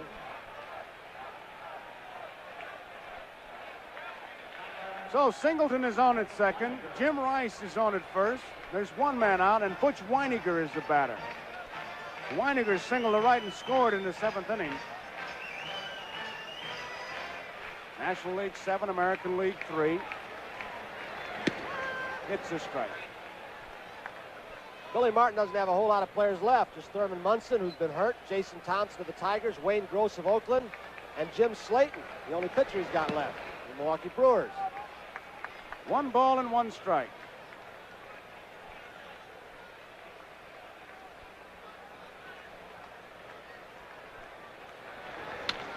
Smash. Montanez has it. Templeton 1 out. Back to first. Double play. 3-6-3. And Montanez really flipped that ball around. Inning is over at the end of 8 complete innings. National League 7, American League 3. It's nice to be introduced at Yankee Stadium anytime, but even more special during an All-Star game. Bob Shepard with his very distinct way of announcing players, and I can recall standing on the first base line for the anthems and being introduced. It's very special. You look around, it's particularly because it was my first one, and I'm in the clubhouse with all the best players in the league for the first time. It was very special that night. That was the Yes Network's very own Ken Singleton talking about his first of 3 All-Star selections. While the Yankees were well represented on the field, on the mound, in the dugout, there were also those in the stadium that day who would later don the pinstripes, as well as some who already had. Interestingly enough, one former Yankee was Bill Kunkel, the home plate umpire who suffered through those terrible shots to his face mask. Coming up in the 9th inning, Yankee pitcher Sparky Lyle tries to keep the American League in the game, and then Nettles, Randolph, and Munson all get a shot at soon-to-be Yankees pitcher Goose Gossage when we return.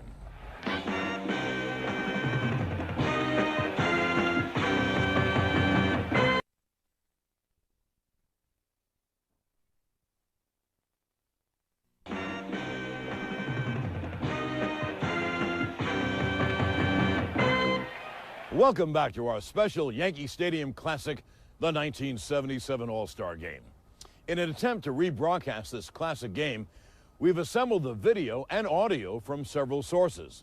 The ninth inning will feature the original radio broadcast of the game called by Vin Scully and Brent Musburger, while the video will continue to be from the NBC telecast. And now, the final inning of the 1977 All-Star Game. We start the top of the ninth. National League ahead 7-3. Sparky Lyle still on the mound. Jim Slayton has sat back down simply because if the game is tied, they will need a pinch hitter for Sparky Lyle, and then Billy Martin would have to use his last pitcher. Rich Gossage up and throwing for Sparky Anderson in the bullpen. And the first pitch to Ted Simmons is high. Ball 1-1-0. Lyle, the sixth pitcher, so there's only one left, Slayton. And we can also tell you those American Leaguers who have not made an appearance. Ground ball to third. Nettles up with it. The long throw to Scott in time. One away. For Billy Martin, he has on the bench Jason Thompson, Wayne Gross, Don Money, who doesn't figure to play at all, and Thurman Munson. Only 3 players left, plus Slayton. For Sparky Anderson, he used Mike Schmidt as a runner, and he has left Ken Griffey and John Stearns. And that's it. The pitch over for a strike to Manny Trio. Then some quotes from Jim Palmer. Said he didn't pitch very well. Said it was high sliders to Garvey and Lazinski. Trio fouls the next one away. And then what did you say to Billy Martin when he came out to remove you? Said Jim Palmer, what took you so long? Yeah, he was tired going in, and he was beaten going out. Here's the strike 2 pitch to Manny Trio. Lyle delivers, and that's grounded foul outside of third and down the line. The National League has 1 pitcher left, and that's Gossage. The American League has 1 pitcher left, Slayton. And only Griffey and Stearns for pinch hitting duty for the National, Thompson, Gross, and Munson for the American. So the crowd saw a show. All-star cast indeed. 1-2 the count of Manny Trio. Lyle delivers, swung on and missed, strike 3. So Manny Trio strikes out. 2 down, top of the 9th inning, and Willie Montanez, who started that double play to slam the lid on the 8th inning, coming up. Montanez took over for Garvey. It was feast or famine for Garvey. He hit the ball once tonight, and he buried it out in left center field for a home run. Willie Montanez, left-hand hitting first baseman at the plate. 7 runs, 9 hits, and an error for the National League. 3 runs, 7 hits, no errors for the American League. Breaking ball is swung on and missed. 0-1. Lyle, feet together, looks down to get a sign from Weiniger. Now the left-hander back. Montanez thumbs one down to Willie Randolph, and the second baseman throws him out. And the National League goes quietly in the 9th inning. And the score at the end of 8.5 innings, National 7, American 3.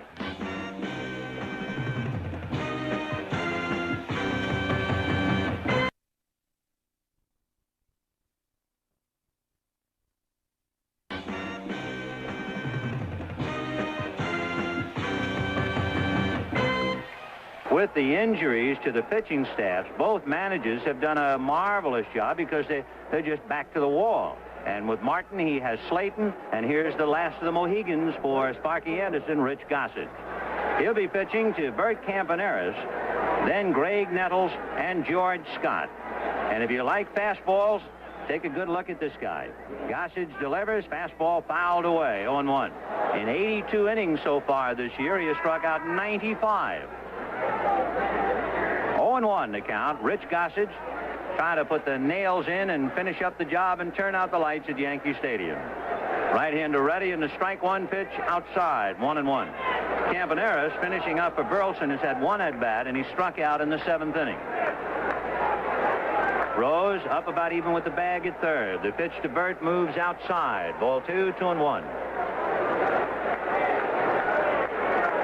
Gossage, the 5th National League pitcher. Sutton, Lavelle, Seaver, Russell, and Gossage.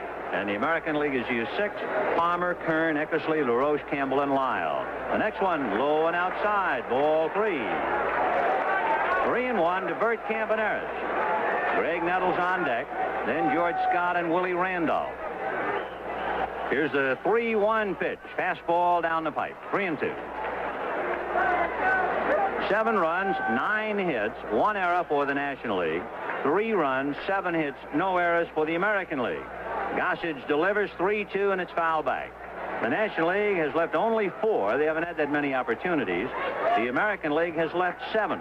And, of course, the National League electrifying the crowd with 3 home runs tonight. Joe Morgan and Steve Garvey with the bases empty. Greg Luzinski with a man aboard.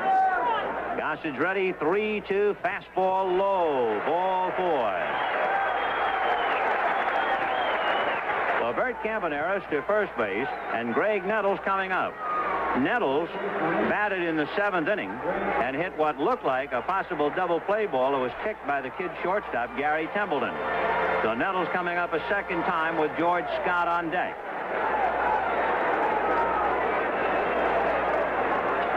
Bottom of the 9th inning. The National League trying to make it 6 straight, trying to make it 14 out of 15, and in a sense trying to really irritate the American League in one of their crown jewels, Yankee Stadium. The pitch high and inside, ball 1.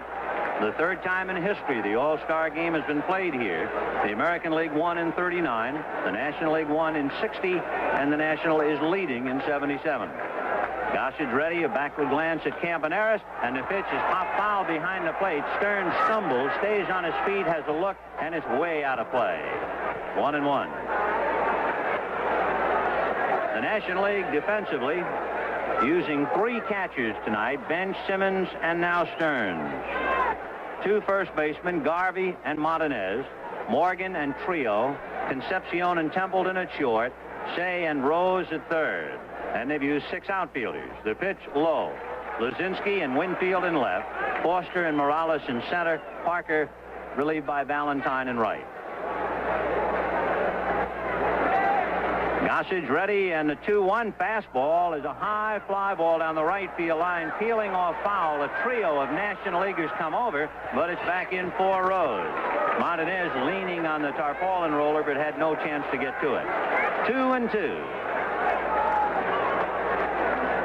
The ball game was late getting started.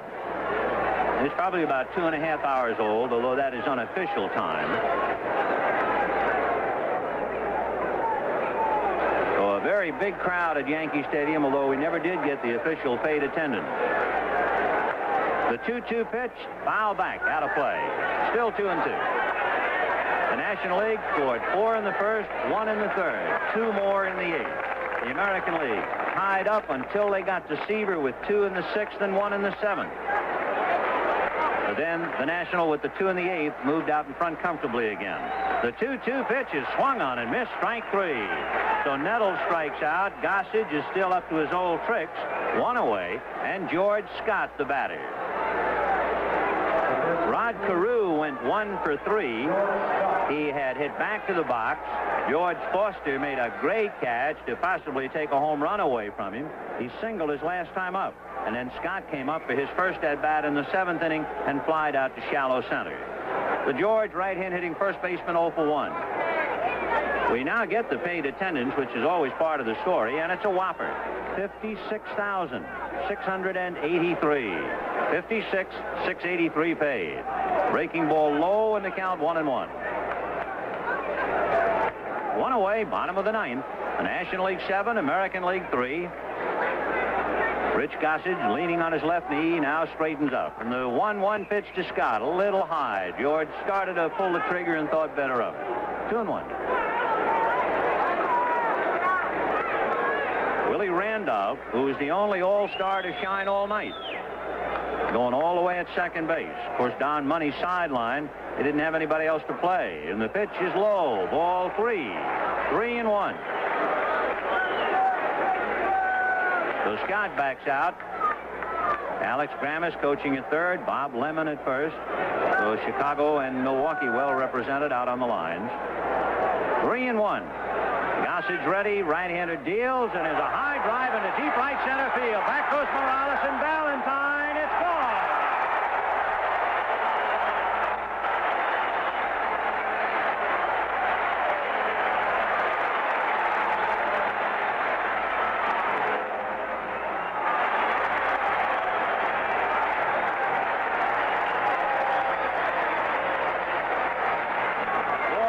Reduces the game game to its fundamentals. 3 balls and 1 strike. And we were talking about the pitching philosophy. High fastball, if you can hit it the other way, go to it. And Scott went out and got it and hit it over the 385 sign in right center field. That makes it 7-5 National League. With 1 out, Willie Randolph takes low. Ball 1, and hold everything, Sparky Anderson going out to the mound. So George Scott tries to resuscitate the American League and gets it close again. And with 1 out and Randolph up, and Thurman Munson has stepped out on deck. He would be the next hitter against Rich Gossage. And if Randolph, of course, gets aboard, Munson then becomes a potential tying run, and the Yankee fans are in ecstasy at the sight of it. All right, Sparky has had his few words with Rich Gossage. 7-5, National League, bottom of the 9th. Fastball is low, ball 2. So the National League hit 3 home runs in the first 3 innings of the game. And the American League finally gets a 2-run home run in the 9th by George Scott. Fastball for a strike, 2-1.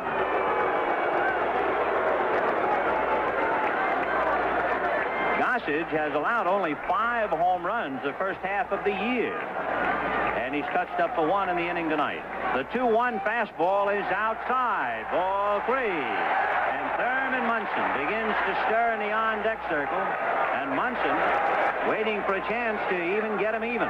He has 13 home runs, 68 RBIs. 3-1 pitch. Willie takes a strike. So the soft-spoken Yankee second baseman has gone all the way with Rich Gossage. 3-2. Gossage delivers, ground ball to shortstop. Gary Templeton, 1 hand, fires across to Montanez, 2 out. So that takes away a bit of the drama, but not quite all of it, as Thurman Munson now represents the last out to the National League and the last hope for the American League, and he gets a standing ovation. Listen.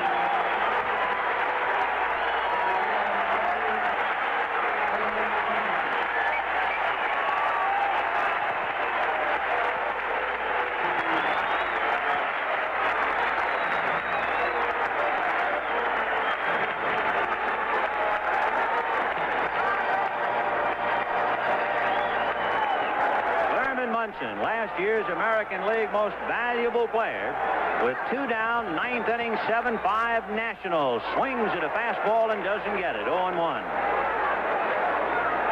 Been a seesaw game. 1 minute it looks like it's out of sight. 5-0 National.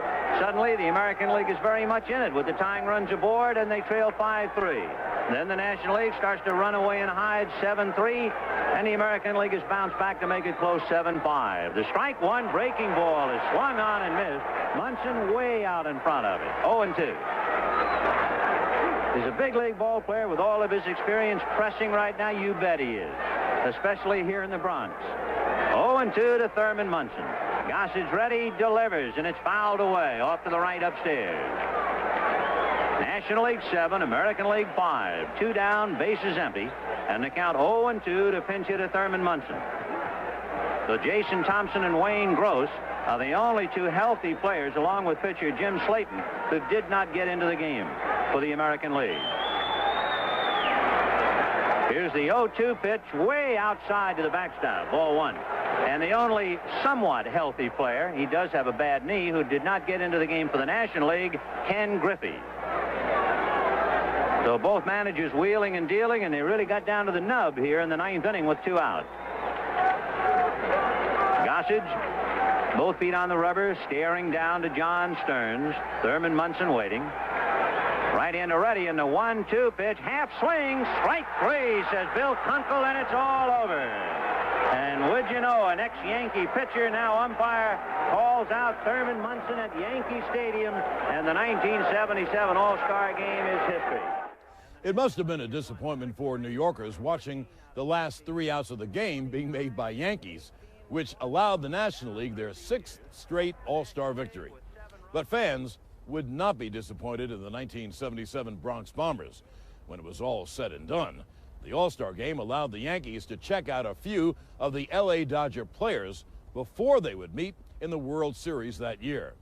Most importantly, they got a chance to see All-Star Game MVP Don Sutton who would pitch against the Yankees in Game 1 of the World Series. In fact, the starting pitcher for the National League in each of the 3 Yankee Stadium All-Star games up to that point had gone on to pitch Game 1 of the World Series against the Yankees. Thank you for joining us during this Yankee Stadium Classic. I'm John Sterling.